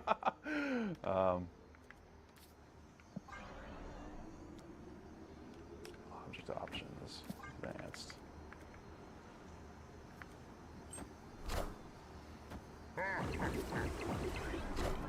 Spawn time low.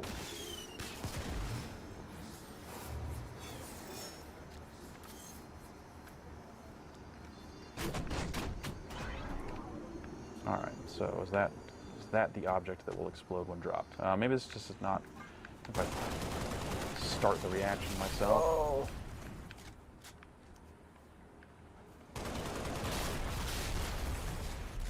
That was quite an explosion. Oh, is it just spawning with a bunch of them right weird. there? Yeah. Man, keep going. That's kind of weird. I'm currently out of ammo. Oh. Anyway, that's you know, one of the side benefits of Forge World is creating weird exploding situations, which is fun. But primarily, yeah, it's there, you know, for you to lay down actual structure, scenery, camping stool, barricade here.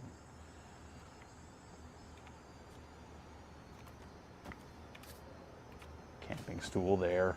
Sure, why not? That's a crappy camping stool. I would not want to go camping. Well, wait, what am I gonna do?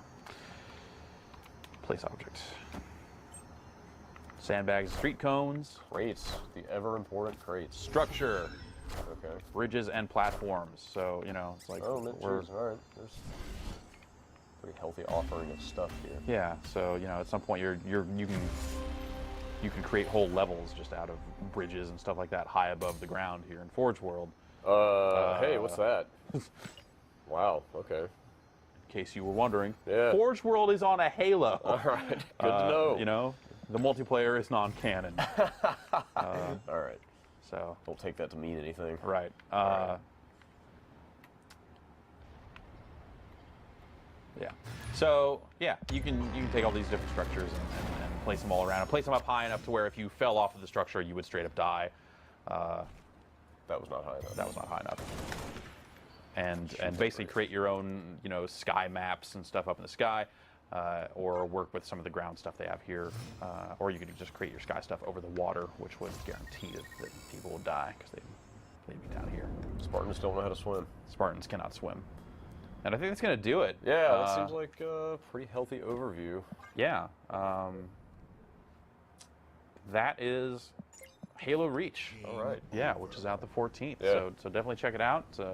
Review up on the site as well, talking a little more specifically about some of the different modes. But this should give you a really good indication of what this game's all about. And I think at this point, I think a lot of people have made up their mind about whether they are Halo people or not. Right. And if you are not a Halo person, like, no surprise here. This is not necessarily going to win you over, right. But it is definitely a well-made game, and I think a really fitting end to Bungie's involvement with the series. So, all right, cool, very cool.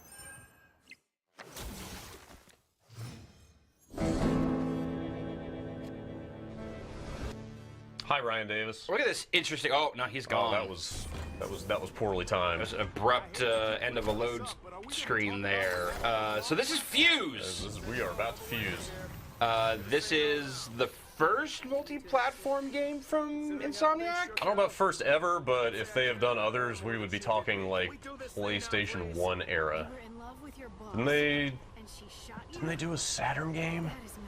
I don't know. Like, my knowledge of Insomniac begins with Ratchet and Clank, honestly. Sure. Like PS2 and PS3 era. So this is the EA-published Insomniac game that was originally shown at an E3 press conference with all sorts of crazy, cartoony visuals. Yeah, I haven't gone back and looked at that launch trailer since it... Or not launch, sorry, reveal trailer. Yeah. Since it was revealed, but... My memory of it is it was like almost Incredibles-like in its kind of stylization. Yeah, like over the top with the character models and kind of just fantastical weapons and like clearly the gist of it, you know, there was no kind of gameplay or anything, but the gist of it was you know, the squad-based, each character with a unique class. Right. And they still got that. They also have jars full of experience points. Is that just an XP jar? Look, now the truth can finally be revealed. That's what experience points look like. Oh. Orange. Well, is it like in its liquid state or is it gaseous? Yeah, when experience points are highly pressurized, they take on a liquid state. Got it. That makes sense. Yep. That checks out. So at some point in development, I can't see. That's what I'm doing. You can see enough. There we go. At some point in development, it was decided that cartoony art style didn't mesh with the style of the gameplay or something. Yeah. And whatever. We don't know exactly what happened. I don't know. Yeah. All we know is they decided to go for a more realistic look, and this is the end result. All I know is I wish they had stuck with the original look, because, like, I mean, you know, this is not bad. It's certainly executed well for what it is. It just doesn't have a whole lot of personality anymore. I guess, yeah, I was hoping, like, I don't want to harp too much on, you know, what this game isn't. Right. But, you know, I guess I was hoping for the Ratchet and Clank Insomniac to show up, not the Resistance Insomniac. Yeah. Which, I don't know, I guess this kind of splits the difference. Like, these are... A little bit. This is still kind of pretty heightened as far as your realistic looks go. Guess what I can do? So who are you? I'm that guy. You're everyone. Okay. Now I'm that girl. So we're playing this single player. Now right I'm her. And you have access to. Now I'm this guy with an energy crossbow. So what are the characteristics here of your four squad members? So you're right. The Insomniac like kind of crazy outlandish weaponry element is totally still in effect here. Each character only has one. Which this is about halfway through the game, and this is all new to me. Actually, I haven't played this mission yet, but as far as I know, they will be sticking with their respective weapons unless something crazy happens. So this guy is Dalton. He's kind of the square-jawed leader dude of Overstrike 9. Got it. Overstrike being the original name of this game. He's got a mag shield, so that's his special weapon. I'm aiming. Like when you aim, you get this. Okay. And then you can use his secondary ability is to drop it and run away. And it's basically just, you know, it's portable cover. And also you can, I have an upgrade on this guy where when you shoot through the shield, your shots do a lot more damage. Oh, so it's better to shoot through the shield. Yeah, totally. And I don't want to waste all my ammo here, but you can also trigger this while you're holding it to put out like a giant shockwave, which does a ton of damage. Maybe I won't. Okay, is that your Xenotech weapon? Yes. Okay. Yes. So Xenotech is the crazy future tech. You know, I won't sit here and just explain all the weapons. Let's just go use them. Okay. I really like her warp rifle is probably my favorite. Can I not get over that?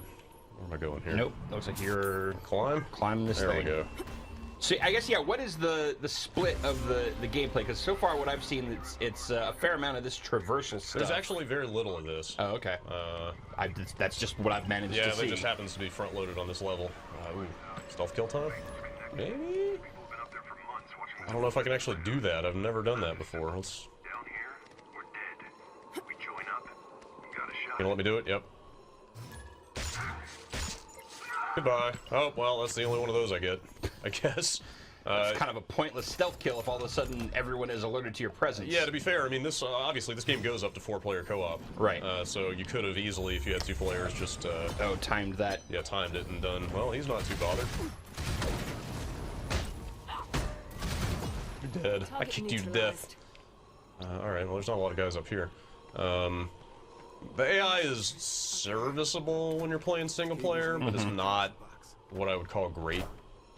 I guess the question is, are they a liability? Not once in a while, yes, but not all the time. What are we doing here? So, got to get around these lasers. Good insight there, Dalton.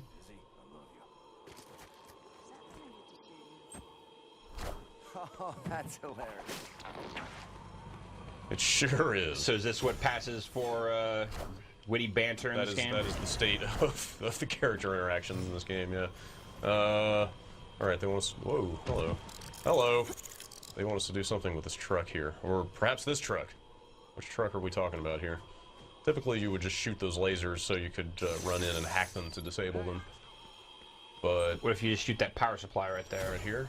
I think that's what I need to hack, actually. Usually, yeah, that's the thing I need to hack, so I need to get that truck in there somehow. I think to block those lasers. Is that gonna happen?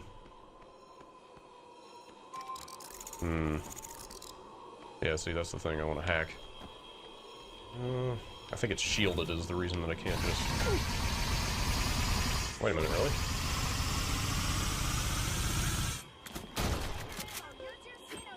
I did!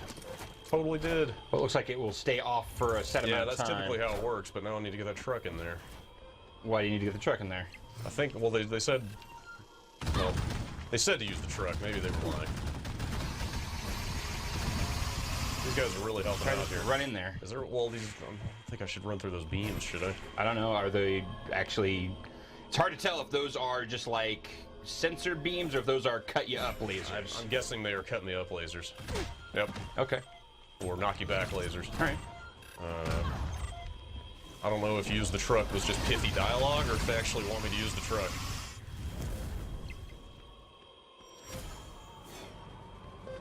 I don't see a way to move the truck. Do you? I didn't catch the dialogue that said use the truck, so... Well, great. Now the turret's going to be giving me the business. I like that it's only tracking you and not the 3 other people standing there. Now they're just kind of like, yeah, thanks guys. It's kind of out of the box ingenuity that I expect from my crack team of Overstrike 9 specialists. Thanks guys. So can you climb the truck on the other side and then jump over the wires? If I can. You're not gonna be able to jump from there. Can you jump from the other one? Okay, well, it looks like I can climb up there. Oh, wait. Oh, duh. Okay. All right. Jump on the truck, climb the wall. Herp and a derp. You were so close. You had gotten up onto the truck. Yeah, and then didn't even notice that. It's even coded yellow for my convenience. And I'm not even climbing right. We need to kill some dudes. I'll take it. Wait here.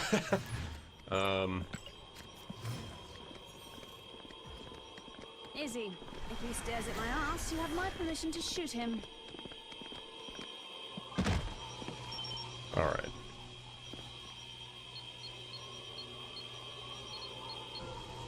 Nicely done. Alright, let's keep moving. Do this. So you're earning XP. What are you applying that to? Yeah, that's there's a pretty intricate upgrade system in this game that's pretty neat. Although accessing some of it is kind of a pain in the ass in ways that it really shouldn't be.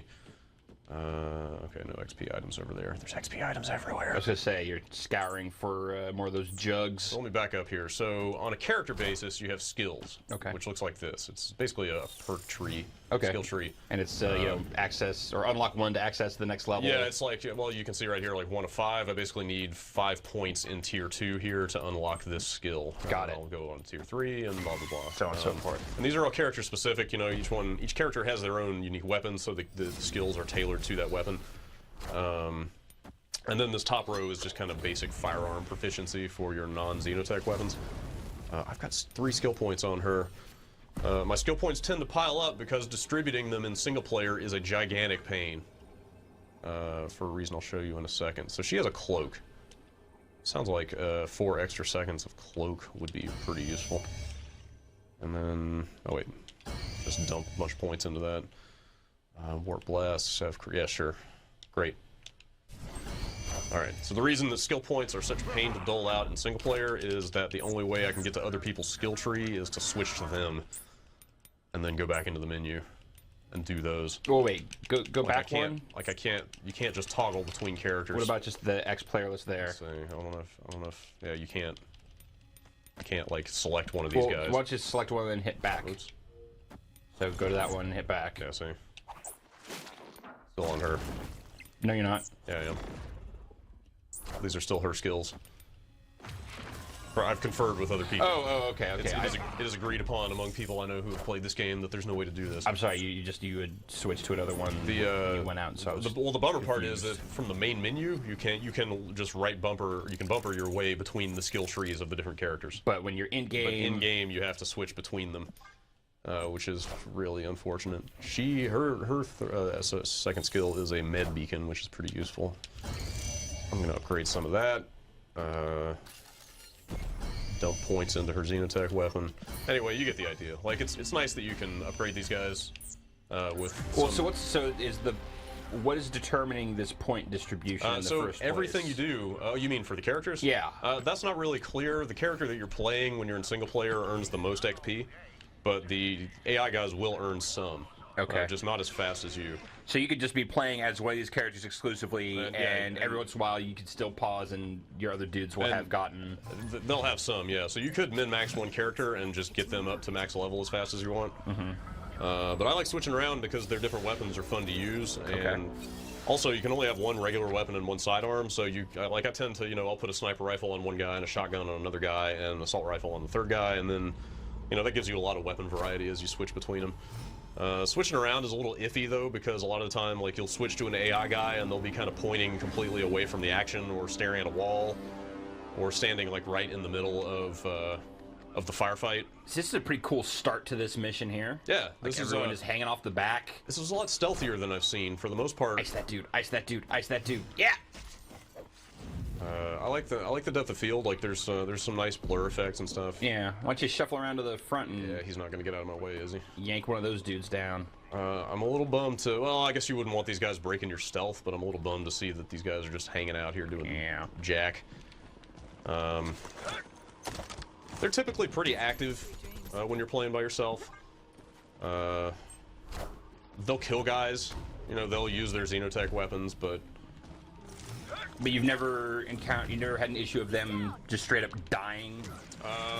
They'll go down. I mean, it's a down but not out situation. You gotta run over to a guy and hit Y to bring him back. Who's got a sniper rifle? You have a sniper rifle? No. Who did I leave the sniper rifle on? Well, it doesn't matter because all those guys are dead. Oh wait, no, there's some more guys. Fresh guys. Maybe this guy. Nope, nobody's got a sniper rifle. Great. But his thing is like this kind of Xenotech crossbow. Whoa! Oh, I'm gonna die. One cool thing you can do with this that I've upgraded is I can just shoot them into walls, and then, well, everybody's dead now. Because she totally... So, I mean, there's a decent example of, hey, she totally popped her Xenotech effect. But this guy runs by, and I can just activate all my bolts that are stuck in the wall. Oh, nice. And liquefy him. Well, whatever these little black holes that are being generated seem to be doing... That is easily my favorite Xenotech effect in the game so far. Helicopter. I'll just switch to her and show you directly. It's that warp rifle I was talking about. Right. But I kind of need a big group of guys to really show you how it works. Like the first time I popped her effect in the first level, I was like, "All right, Fuse, like you're doing some cool stuff." But these guys. You're saying that's as cool as it gets. Well, I mean, I've been playing this largely single player because the game's not out yet. And who's shooting at? These guys are up here, but I don't have any sniper rifles, so it's kind of shooting at those helicopters. See, good example of I switched to a guy and he's just standing there. Not gonna get anywhere near Raven with he was probably on his way to revive her or something, but it's still, it's just kind of disorienting to switch to another guy and he's just like in the middle of taking fire and not really doing much. All right, actually, this is a great chance to use her thing. So basically, you want to, oh shit. You want to paint several guys with this warp rifle. Like, if you hit one guy, he's basically tagged. And then when you focus a guy down, he will explode, and anybody that you've tagged with that rifle in radius will also explode and set off big chain reaction. So that's a lot of fun. Let's talk about the look here. What is it that I don't like about it? Yeah. I kind of know what you mean. It's like I certainly don't hate it. There's I don't know, carelessness. There's a just a.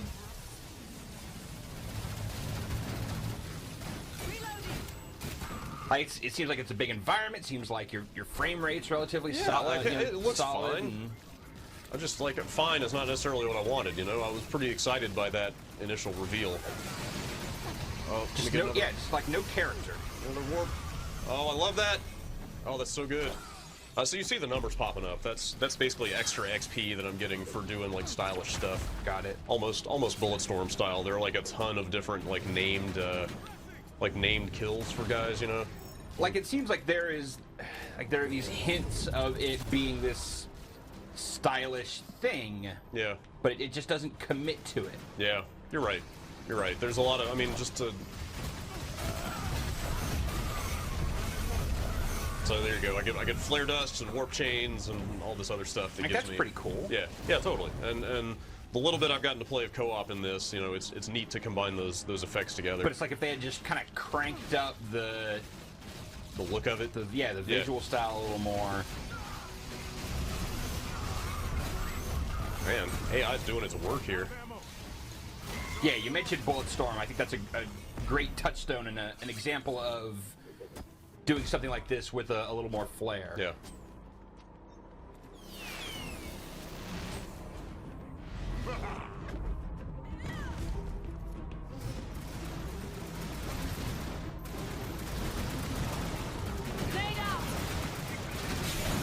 Hey, guess what?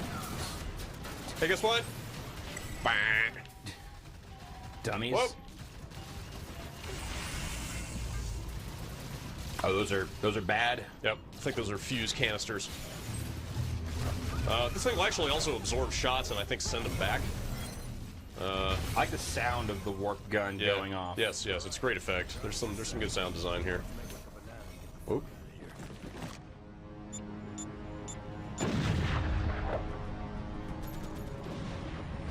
I do think the co-op Some of it just looks like the explosion effects just look flat. Yeah, some of that stuff's not great. There's a flatness to this game. Sure. Like textures just look. I mean, a lot of it is just kind of, you know, very standard near future tech industrial setting, you know. Lots of gray metal. But yeah, I almost just feel like it's like they're not using all of the particle or like visual effects stuff that they would have at their disposal. Oh no. Oh, he's gonna get me. Yep, he got me. Oh, that's terrible. God damn it. Really wish I had a sniper rifle right now. I'm not positive of this, but I think the AI has a tendency to pick up other guns than what you've given them. I can't absolutely confirm that's happening, but it sure seemed like it was, and that's pretty annoying, you know? It's like when I give my one guy a sniper rifle, so I'll always have a sniper rifle, and then I switch back to him, and he's picked up a shotgun instead. It's pretty unfortunate. Oh, that hurt. Oh, your arm's all messed up. Yep. Yeah, some of the effects in this game, like when you catch on fire, you really catch on fire. Oh, now she's got a sniper rifle, alright. Her thing is this rifle that basically crystallizes guys. And kind of stun them and take them out of the fight. And then you can basically shatter them. But if you don't do it fast enough, obviously they'll break out.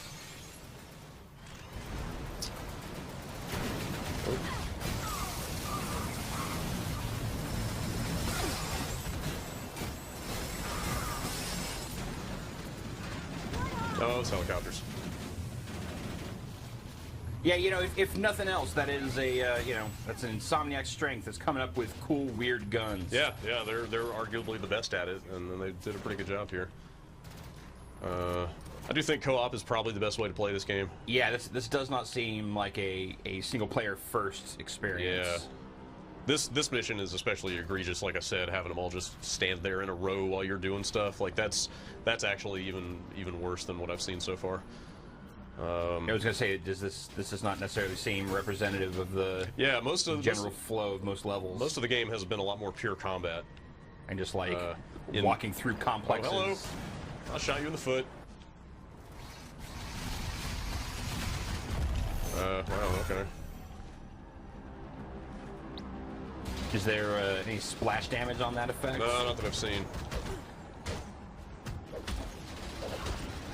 He's down.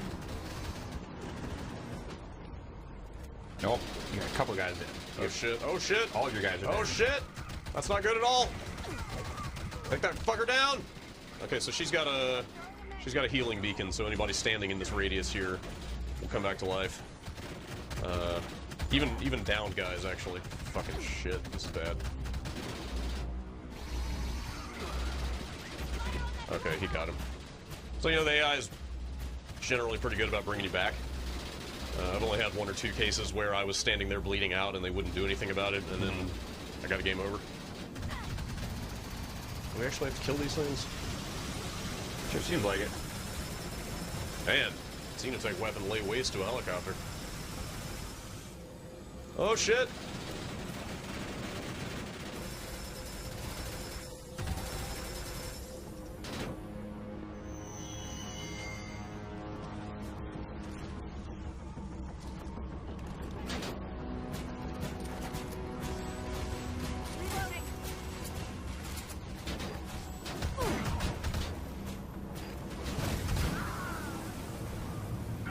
Like, all of this looks like what a video game would look like in other media.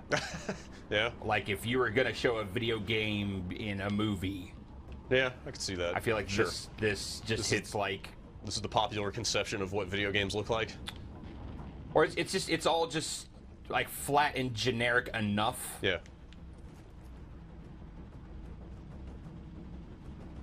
He's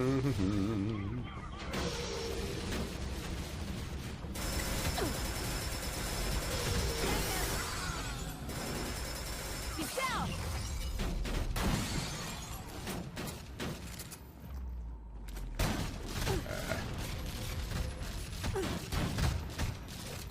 But yeah, I'm definitely getting the feeling that it's a game you'd want to play cooperatively. Yeah, the little bit that I played co-op, like I said, has been probably the best time that I've had with it so far. But getting, you know, like coordinating 4 people to play co-op through a campaign, yep, that can be a challenge. Not easy at the best of times if you're a busy adult, and doubly so when the game's not actually out yet.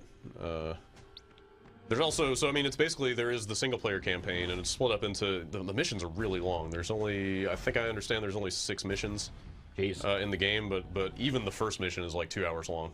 Wow. So it's not, you know, it's an average length game. It's not short by any means. But that's basically the game. There's also the echelon mode, which is basically just kind of an objective-based, wave-oriented survival mode. You know what I mean? Oh, fucking hate these guys! Except when I do that. Oh, except it hadn't recharged. It hadn't recharged yet, and then it got on me. The invisible guys in the echelon mode are the fucking worst, because they just run at you, and you can't really see them very well, and then they grab you and you die. Let me get to a checkpoint here, and then, unless you want me to keep going in this mission, I can pop out of here and show you the echelon mode. I don't know, is there anything, like, ability-wise here that you haven't shown that you want to... Not really. Highlight? Like I said, so, like, you know, each Xenotech weapon has, like, 3 different functions, and then each character also has, like, you know, she's got, here, I'll show you her stealth. Like, stealth, like I said, is hers. I have her kind of spec to do more damage when she's stealthed.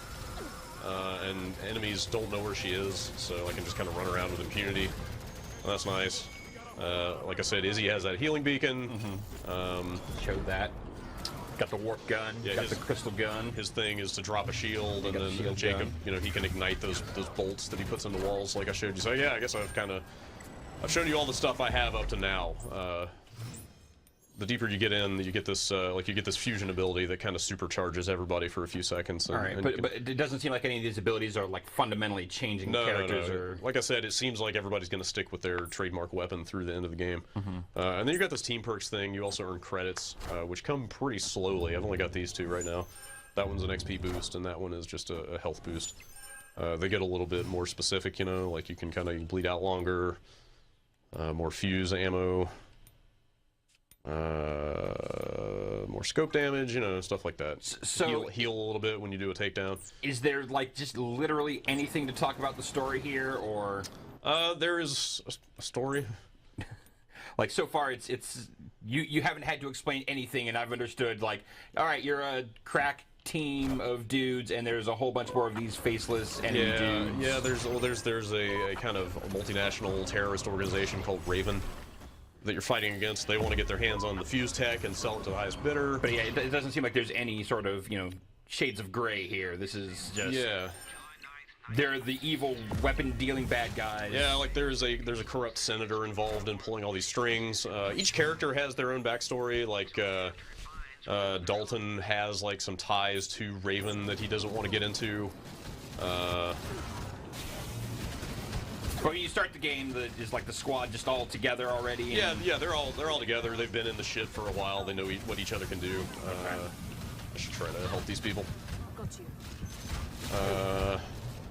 And there's been a couple cases where, like between combat, a character would sort of fall to their knees and freak out a little bit, and then I would get into like an interactive cut, like flashback, where I was like walking around within events that had happened to the character in their past. But the weird thing was, when I was playing single player, if I was not controlling that character, I didn't see that cutscene at all, and in fact, like I would just sit there watching them sort of like on their hands and knees for about 30 seconds doing nothing. So I missed most of those cutscenes, but I did catch one of them. So I mean, they do try to flesh the characters out a little bit. Like Naya's father is here because he's also like an old grizzled mercenary. He's kind of involved with the bad guys. Like there's a little bit of that stuff, but it's, it is your kind of standard. Is the xenotech, is it like alien in nature or anything like that? They describe it as like a mysterious substance that was found at the beginning of the 20th century. Okay. And like it took them 50 years just to figure out how to test it before they could even start messing with it. And now they've got all this crazy stuff. So that's kind of the campaign, I guess. You know what? I think we're at a checkpoint. Let's hop out to the menu here. I'll show you the basic stuff. Hop into some echelon and then call it a fuse. All right. Before we get in there, so it is a lot easier. Like I said, here I am. I can just pop to his skill thing, and then I can just pop to his skill thing. And I really wish they just had this in the campaign, because it sure would be a lot easier to dole this stuff out. Give him some fuse grenades. What else does he want? Sure. Who doesn't like crits? I like crits. And then there's just to give you the full rundown. There's like a bunch of costumes you can buy over time as you rack up credits. All right. Put a scary mask on this guy, make him look like Isaac Clarke. But a lot of these skins are only available in echelon. Oh geez, I hadn't even noticed that. Wow. You're totally right. God, I guess only the default can be used in the campaign. That's kind of nuts. Alright, let's pop into echelon real fast. You can play it by yourself. So, as far as any of the multiplayer stuff goes, I assume all co-op only. Yeah, there's no competitive. And is it online only, or is there any sort of like split screen? I don't believe there's any split screen. Okay. Let's see what's under extras.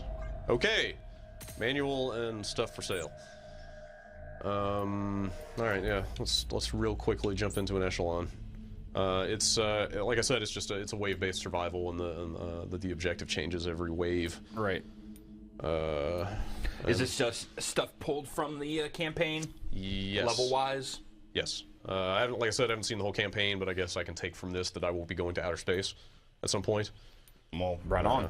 Which, you know what? I do like to get a little James Bondy in their locations. If I'm going to space, and then this is an underwater base right here. I had a realization when I got to this mission that I have a real soft spot for underwater bases. Oh yeah. I don't know what it is. Just something about looking out the window and seeing coral and a shark instead of like bushes and the sky is really enticing to me. I think it started with No One Lives Forever 2. I think that was my first true love as far as undersea bases go. It doesn't look like you're gonna get any of the underwaterness here, except for a bunch of dripping. Looks like there's Looks like there's water underneath you here. Okay, yeah, sure. But yeah, this stuff is if not all taken directly from the campaigns, definitely modeled after it. And yeah, it's just, you know, they spawn increasingly difficult waves of enemies in. Got infiltrators. Oh god, infiltrators are invisible dudes, aren't they? Ah! This guy's totally invisible! Shoot him in the face! Wow, alright, great. Not too much. I've only played Echelon with 4 actual people so far. And it was pretty damn hard, even in that mode. Me and Jeff played with a couple people yesterday. And we only got to, I think wave 8 was the best we could do out of, I think 15 is the max.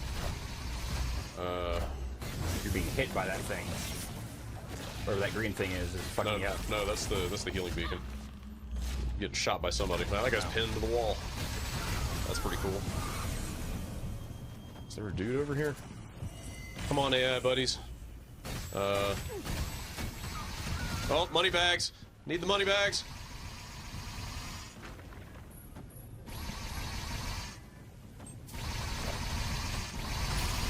Hold still. So you got to reach that critical mass of the shockwave stuff before it'll. Yeah, you basically have to kill a guy with it, and it'll set off the kind of chain reaction. So like I said, we were not able to beat this in like 3 tries yesterday with 4 people, and what one of the guys I was playing with said is that you shouldn't even bother playing this mode with AI because they just can't hack it. So I guess we'll see how well they do here. I'll put some more time into it by myself to see how that goes. Now, you know what? I want to see his fuse grenades. See how that looks.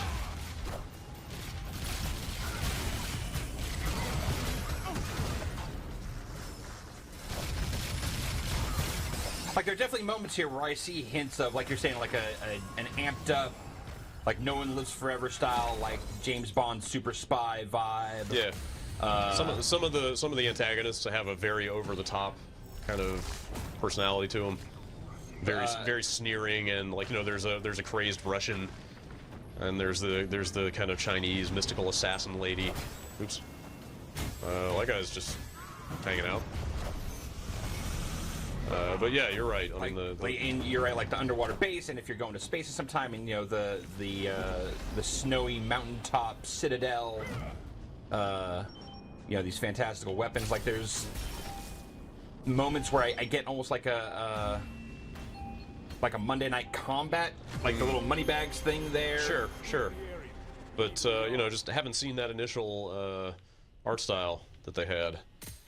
It's kind of a shame they didn't really stick with that. I think it'd be a lot easier to get more excited about this game visually. But even without like that specific look, it feels scattered. It feels like it still just can't quite decide what it is. Yeah, that's fair. Let's see. That said, like this, I don't know. This doesn't seem bad. No. It's definitely not a bad game. Like it's got the shooting seems competent. Yeah, I had to. It's weird. I had to jack the sensitivity on the controls all the way up to even come close to being to my liking. Like the aiming and stuff feels super sluggish when you first start playing the game. And there's a few other quirks. Like I said, I wish you could dole out the skills more easily. I've run into a few bugs. Like, I've come out of a couple of cutscenes where I couldn't move the camera or aim at all, and I just had to die and restart the checkpoint, which was a big bummer. But for the most part, you know, yeah, it's a competently made game. It's got some interesting weapon stuff. It definitely seems like it's not sure exactly how to like split the difference between its you know, single player and cooperative experience. It is definitely a game you should probably line up some friends if you want to play. Especially, like I said, this mode.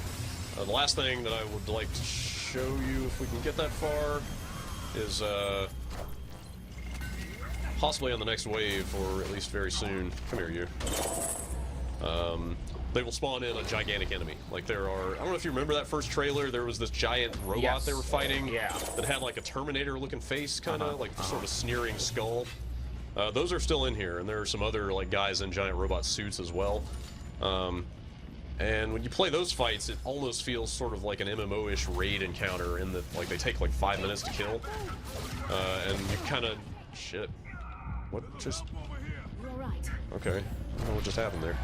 Grenade, maybe. Anyway, like those enemies take a shit ton of damage to kill, and you kind of have to kite them around, and like some of them have weak points on the back, so you'll need a guy to like distract them so you can get around behind them and do more damage. Those are kind of neat fights, you know, because you really have to coordinate with people to bring those things down quickly. Let's see if it'll spawn one in here. Raven troops are closing in from the control room. I bet it Looks won't. like a weapons cache. Everyone move! We got seekers. Wait. Why are you guys going over here? So that's where the enemies are, I imagine. But the... Oh god! Oh, I hate these things.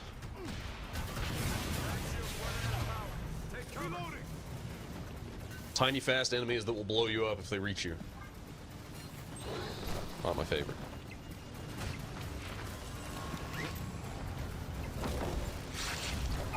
Oh. I can't tell if it's good or bad that the weapons cache is being eliminated. It's probably not a good thing. But guess what? You know, stuff like that, really satisfying. I really like some of the creative ways you can use these weapons. I don't know. I'm sort of starting to understand where Jeff is coming from, though, with like the whole feel of a little bit of fatigue with this generation of consoles. Mm-hmm. You know what I mean? Does that seem overly dismissive? I mean, like, there have been a lot of third-person shooters on these machines. I've identified a high-value target. Yeah, I guess. All right, here we go. Big robot dude.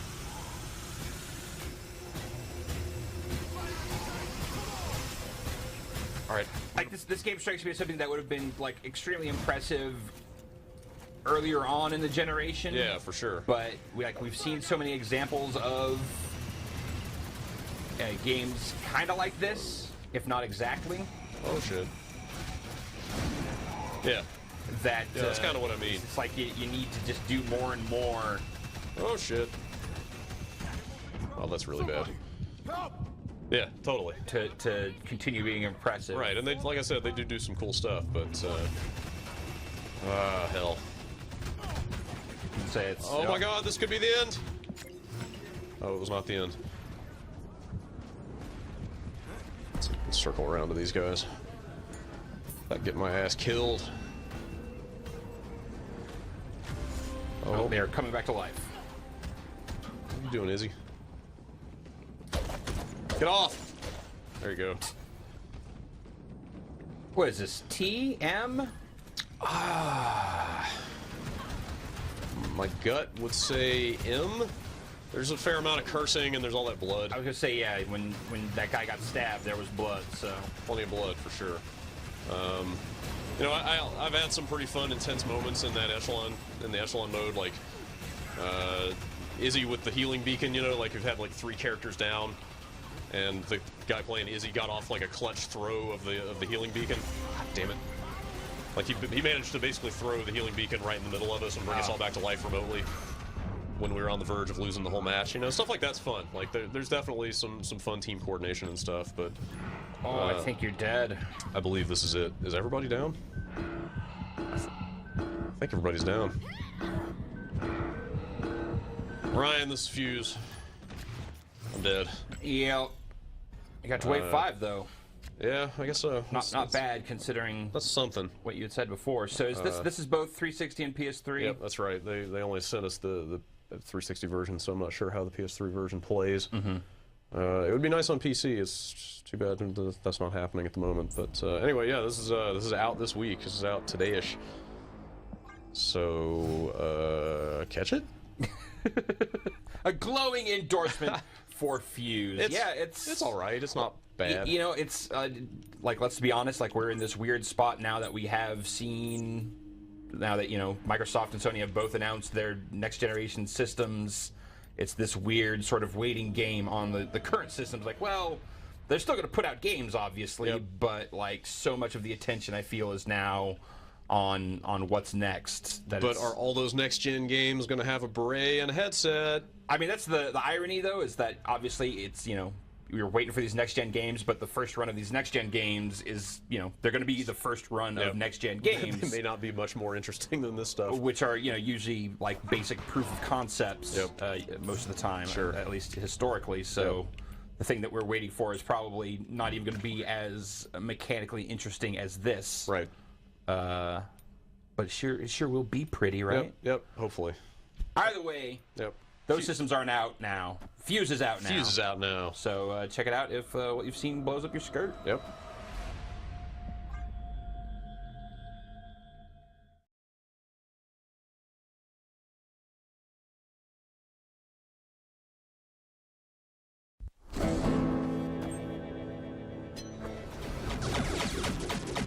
Hello, Ryan.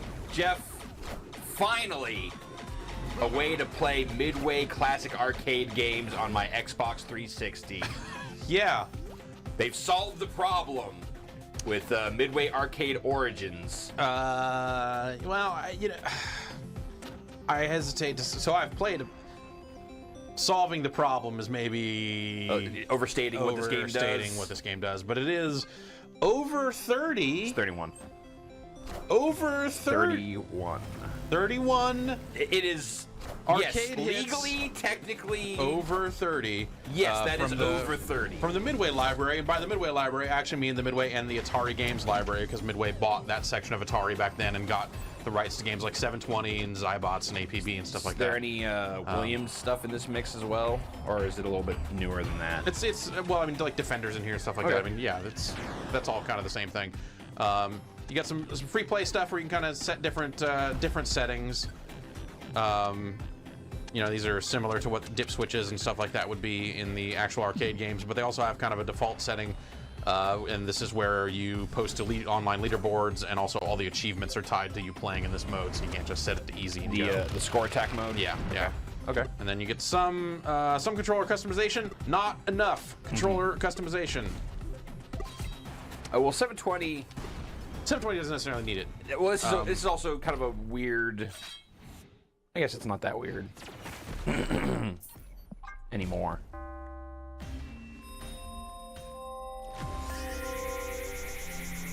Like to point in that direction, I was holding down and to the right on the stick. Like it almost seems like it needs to be calibrated or something every time you start a game. Oh.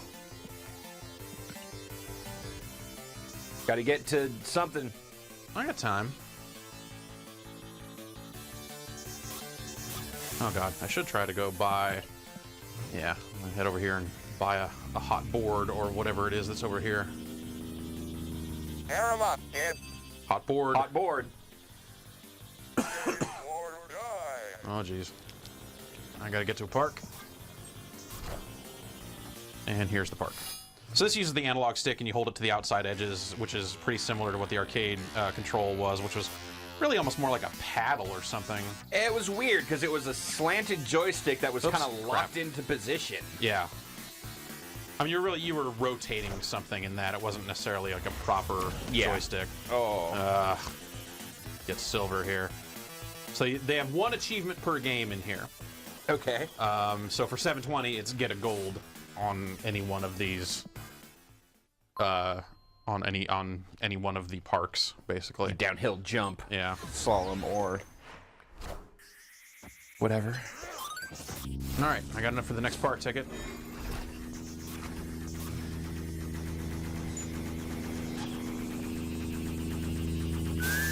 Woo. I could get a helmet, but I would jump higher with better shoes. That's true. The shoes are way down. Low, so... Oh, look out for that water. Yeah. Let's get over to the jump park here.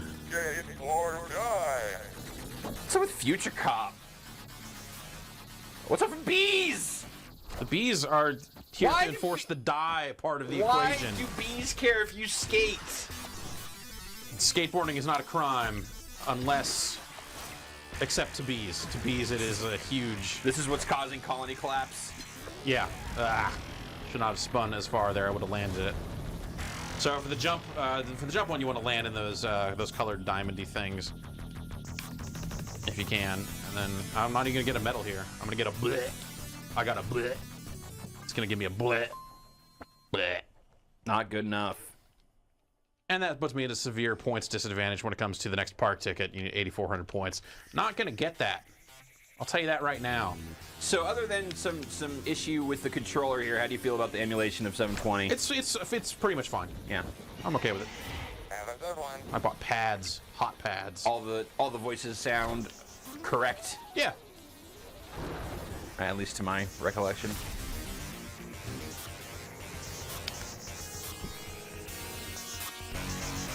So we're just not gonna have enough. When asked if I wanted to skate or if I wanted to die, you chose die. I chose die.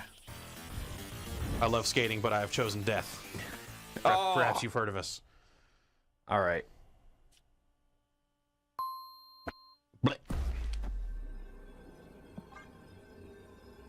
So that's 720. That's 720. I like what they're doing with the side art next to the game there for 720 specifically. Yeah. So they throw in side art. There's a couple of filters you can turn on for the different games as well. APB, you know, this game had a steering wheel. Right. So there's a lot of games in this collection that have challenging controls when it comes to, you know, playing them elsewhere. I could go all the way up to day 8, but you know what? The start of the start.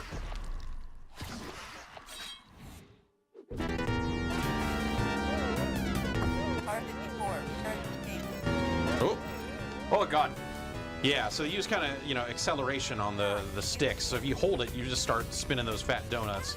Makes the controls a little touchy, a little touchier than I guess I would like. But it's hard to, when you think about what these arcade games were with and how they use the steering wheel. Now you really need to just crank it. Yeah. To make some of these turns, like it's hard to get that feeling across on an analog stick. All right, so I need to tap the siren button when it is over lawbreakers, like these litter bugs. And I need to meet my quota before time expires. Yes, sir. R54, All right, I've met my quota. Oops, well. At some point you just want to leave the siren on because you don't get demerits if you wreck into dudes while your siren is on. All right, let's try and get into the shop over here. Oh. Get an upgrade. This'll help me start quicker. Yeah. I sure could use a donut. Donuts give you extra time, just like in real life.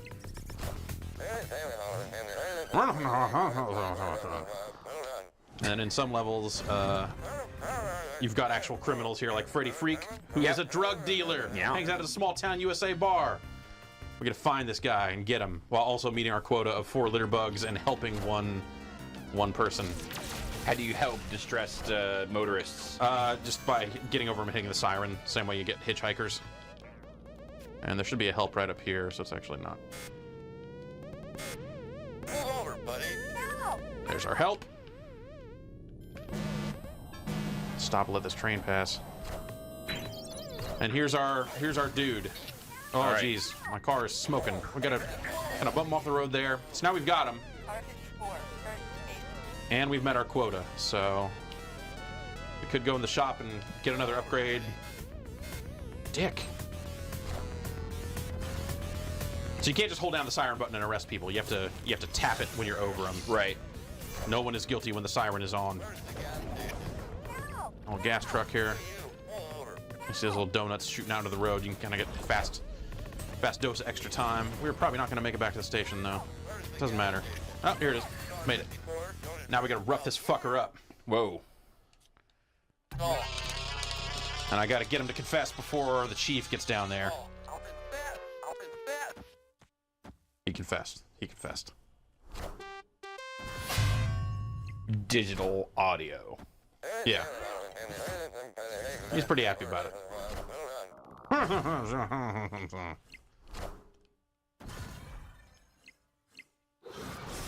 Serial honkers. So this and this and 720 both are Atari games, right? Yeah. All right, now I have a gun. Uh-oh. Now we're all in trouble. So I can shoot that guy for honking. Which might be a little extreme, but that's the law. Pull over, buddy. Hey, you. I'm gonna get 1 hitcher, 2 honkers. There's our hitcher. Pull over, buddy. Oh, there's your other hitcher. There's another hitcher. That was a help. No, I got the hitcher. I need to. Oh. You did not have an exploded car. Yeah. We need another. Damn it, we're gonna run out of time. There's kind of, in some of these, like, late 80s Atari arcade games, kind of a crazy amount of stuff going on. Yeah. For Jesus. For an arcade game of the time. Yeah, APB is a, you know, like, conceptually pretty simple, but... Now I have ammunition. But stuff like that of like, hey, come off here and you can buy ammunition, like having these kind of persistent upgrades. That cop just arrested you. Yeah. For being a cop. Yeah, I was apparently... Sure, whatever that means. I don't know. I wonder if those were, in fact, the defaults. I don't know. In the original. Or if those are people that work at Backbone, which handled the development here. Arch Rivals. Arch Rivals. This is a proper midway game here. So we got shoot, pass, move. Simple enough. Arch Rivals rules. That one guy's got a mohawk. You punch just the shit out of each other. And you, of course, you pick the guy with the mohawk. Yeah. Tough and mean. And his name is Mohawk. This guy's name is Blade.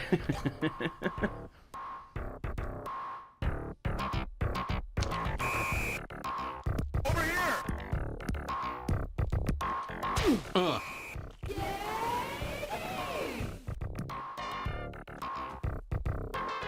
I mean, this is really kind of just it's the precursor to NBA Jam. Yeah.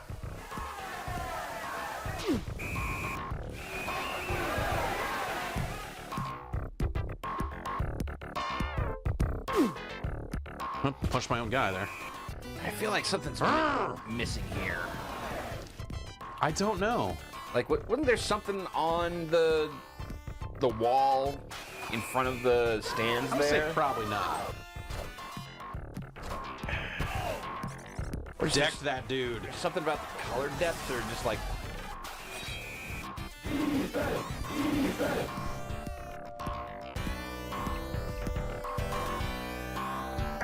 I mean, this looks basically how I remember Arch Rivals looking. But. Yeah. Oh, that went.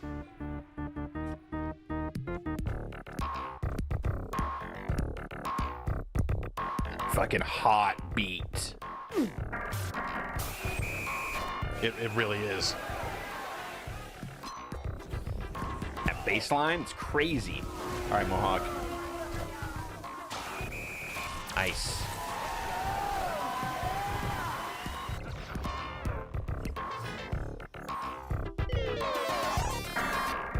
Oh. Rebound and...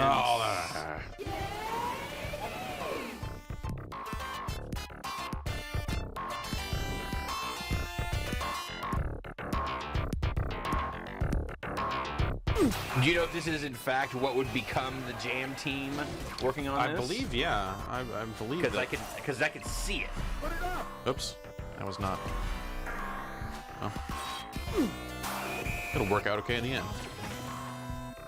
Yeah, I believe that some elements of NBA Jam's development team were on this game.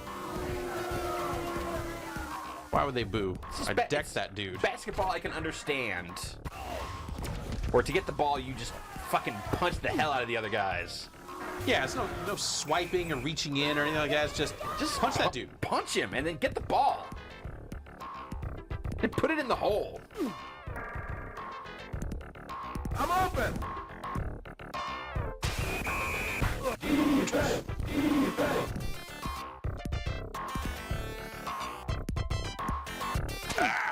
Well. I thought this game looked fucking incredible when it came out.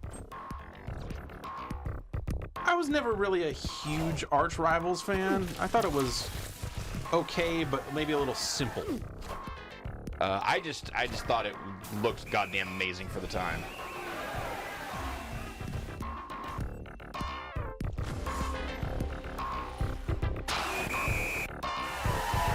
Just these great, big, detailed sprites. Yeah. Real clear and crisp. See their faces. Hot cheerleaders. Like cartoonish, but not too cartoonish. Yeah. Like, you know, the dimensions of these dudes are basically dudes. Yeah, you didn't necessarily see a whole lot of that. I mean, you know, there's a lot of weird proportions for people in video games. For sure.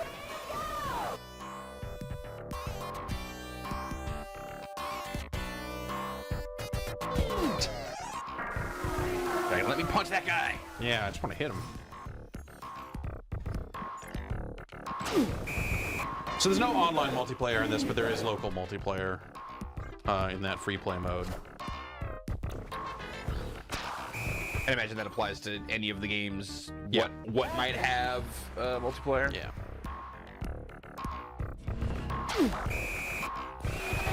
Just cannot be stopped. I don't know, you don't have that much of a lead, man. Yeah, that's true. I'm not necessarily doing a great job of stopping them. And if this is a Jam predecessor, I would expect a little catch-up at some point here. Yeah. Yeah, you guys going for 3.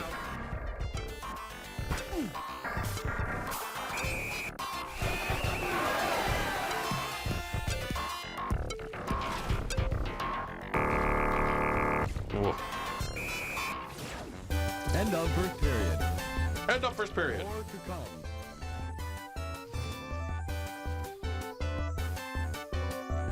That was high tech. Yeah. That was high tech. All right, I don't want to let you play another 4 minutes of Arch Rivals, but that checks out. Yeah.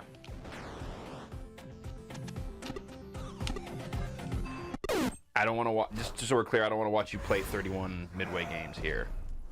Then you probably should have said no when I said, "Hey, do you want to come see this?" Because that's what we're doing. Oh man, that seems excessive. What's bubbles? I'm this bubble, and I pick up stuff to become bigger, and those bugs will kill me. I can survive in the drain if the bubble is big enough to have a mouth. And if I get that little witch, I've got a broom here that I can use to kill the big bugs, but then I bumped into that brush and blew up. Alright, so now as soon as I got a mouth, I can actually just go. But sometimes, you know, it's worth it to stick around, especially on, especially on those earlier levels. You will get more points, you know, by hanging out. That's real rotten. But that's Bubbles. Alright. You were our Bubbles Pro. This is what, 81? This is an older game. It couldn't be 81. Does it say on the screen out here? 82. 82.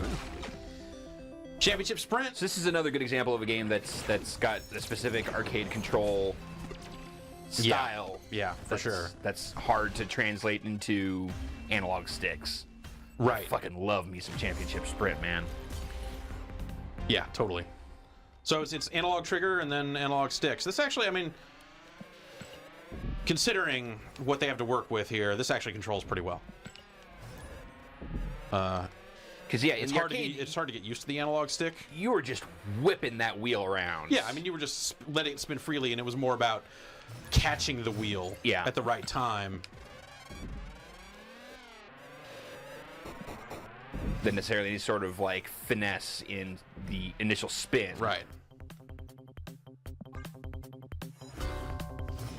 And this, of course, is like a, you know, an update to the original like black and white Sprint. Little shortcuts. See if I can take them without blowing up. I was gonna say those. Yeah, like I always do me in. I got pretty good with taking those with and with a steering wheel, but the analog stick. Oh, made it. But that little loop-to-loop right there is just so much fun to go around. Yeah.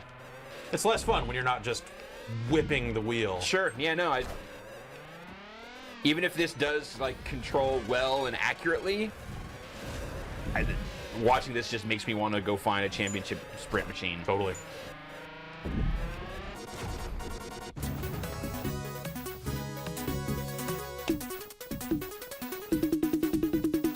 Sick drums. Yeah, again. A lot of these Atari games, Great you know, Atari games of this era, you know, Gauntlet and that sort of stuff, like the audio is real distinctive. Yeah. You know. Oh geez. Yeah, that's the one that always. Yeah, if you don't go fast enough off that jump, then it's your ass.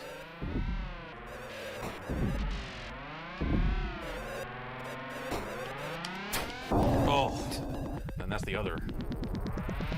Good thing there are magical helicopters that contain race cars. Yeah, and then every time you get 3 wrenches, after you complete that race, you then get to buy an upgrade: top speed, acceleration, handling, or faster helicopter.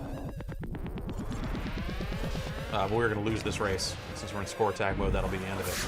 Oh, maybe I can. No, it's not going to happen. I hate those gates.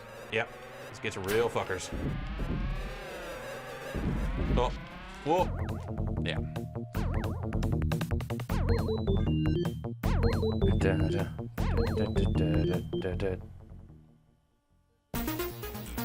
Look at those sick fucking race cars, Jeff.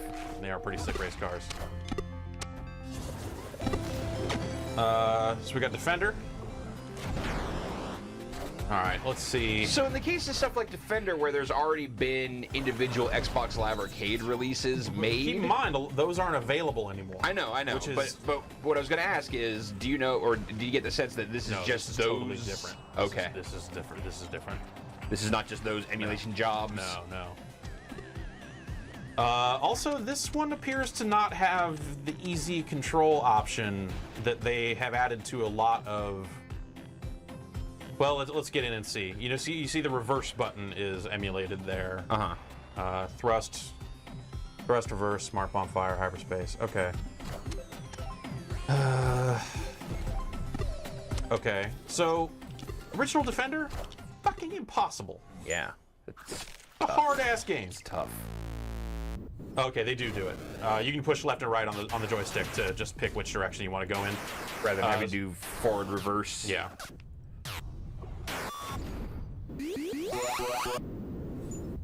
Yeah, rather than have to screw around with the thrust buttons and... Oh, jeez. That makes it that much easier. I mean, well, whatever. I mean, you know, Defender is not impossible, but it ramps up very, very quickly. And in its original arcade configuration, like those buttons, like there's just so many more buttons than you were used to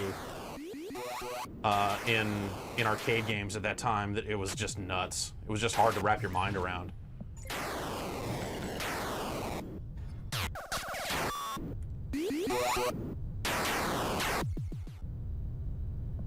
All right.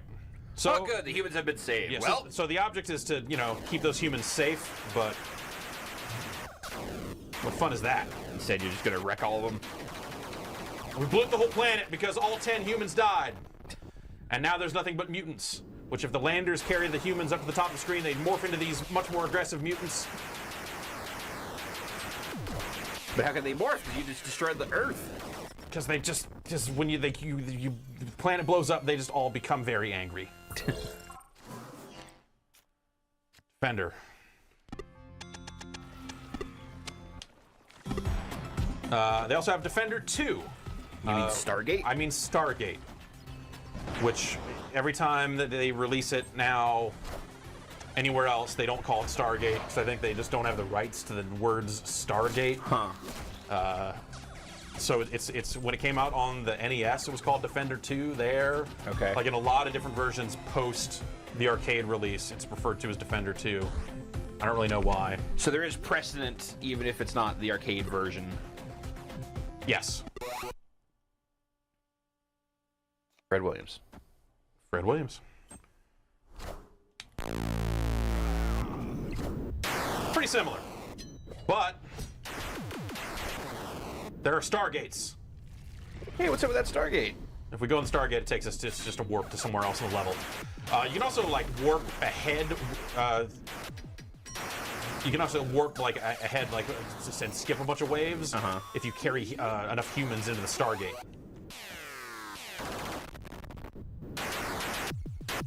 So you know that's kind of a twist. You get some new enemies. You also have Inviso here, which lets you you burn through this meter of Inviso.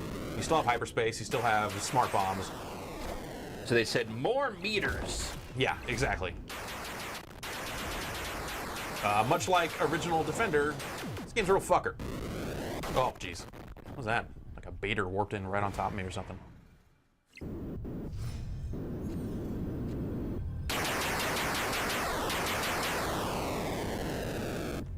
Why can this guy do that? I like that they let you know, they thought it was so important, they let you know at all times that, hey, that's the scanner. Oh, the scanner's up there. Hey, has anyone seen the scanner? It's up at the top of the screen. I can't. We blew up the planet again. Up Now there's the nothing. scanner. Oh, wait. Gonna use the rest of my smart bombs. Yeah, if you use hyperspace when you're to get out of actual hyperspace sucks. When you use it to get out of a lot of situations, you rip here and blow up. Asteroids Deluxe was kind of the same way. You're just kind of screwed. Just don't do it. Well, you know, if it was one of those situations where you're like, I know I'm fucked anyway, maybe this will work, yeah. But again, in the original arcade version, it was, you know, I was, let's say, 6 when this game came out. There's a lot of buttons to contend with. Gauntlet. Not such a problem in Gauntlet. No. Always choose Valkyrie.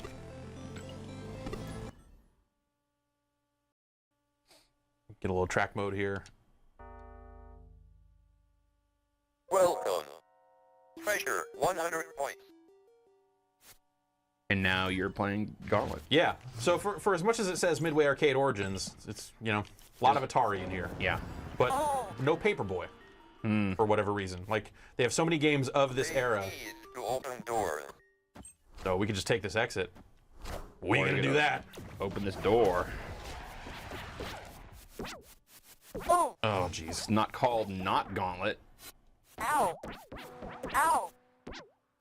We could exit to 4, but screw it. Well, it's, man, you only get 700 health. Valkyrie needs food badly. I mean, I'm used to playing this game in a way that says just put all these coins keep in. putting quarters in. Yeah. Just keep putting quarters in. Oh, I hate this level. I hate this level. Yeah. I hate this level. This level's the worst. And there are a bunch of different like versions of a lot of the same levels that all work differently. You kind of have to fight your way to the top. I think in this one you fight your way to the top, and there's a sensor you can step on to open some doors that then let you. I thought it was like get around warp things, warp passages or something. But like I said, there are different versions of the level. Yeah. That you encounter later. Oh, sorcerers! I gotta get that health. Do not shoot it. Saying don't shoot the But food. I don't have a key. All right, that's bad. And on top of that, while you're just standing around, your health drains. Yeah, not even being attacked. It's just this game was developed by assholes. This game was developed by people who were into the idea of let's get a lot of quarters from people. Yeah. Which was their job. They are the original microtransactionists, these arcade developers, which is why it's interesting that so many of them now seem to work at Zynga and are exploring that side of things. So Gauntlet 2 is a very similar game. But the thing they added is the 4 character classes were hard coded to the 4 different joysticks. All right. In the original Gauntlet, and here you could choose. So I'm playing blue, but I can be Blue Valkyrie. What? Which original Valkyrie is blue anyway. It's a dumb example, but you get the idea. Same type deal. I could just exit. Or you could go fight those ghosts. Trap make walls disappear.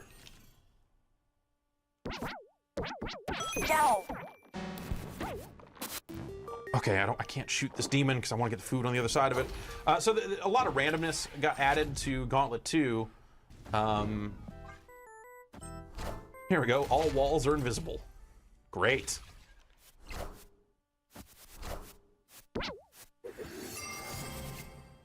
Yo.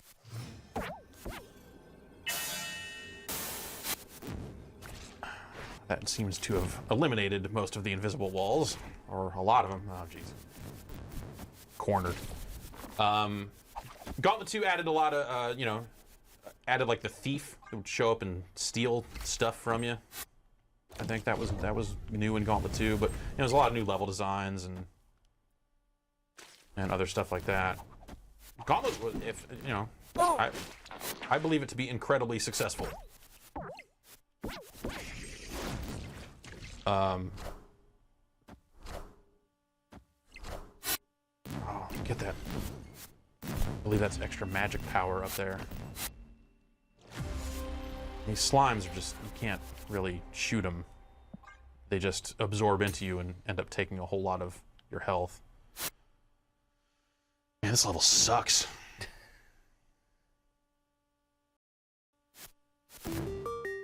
Super Sorcerer, not just regular Sorcerer. I feel like in a way this is like the quintessential Gauntlet level.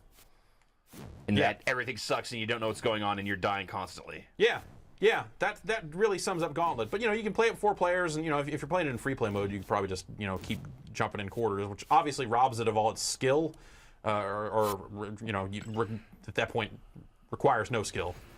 Blue Valkyrie now has extra shot speed. And I can step on these tiles and I've been stunned. It's just a cool noise. A lot of cool noises come out of these Atari games. Anyway, let's go.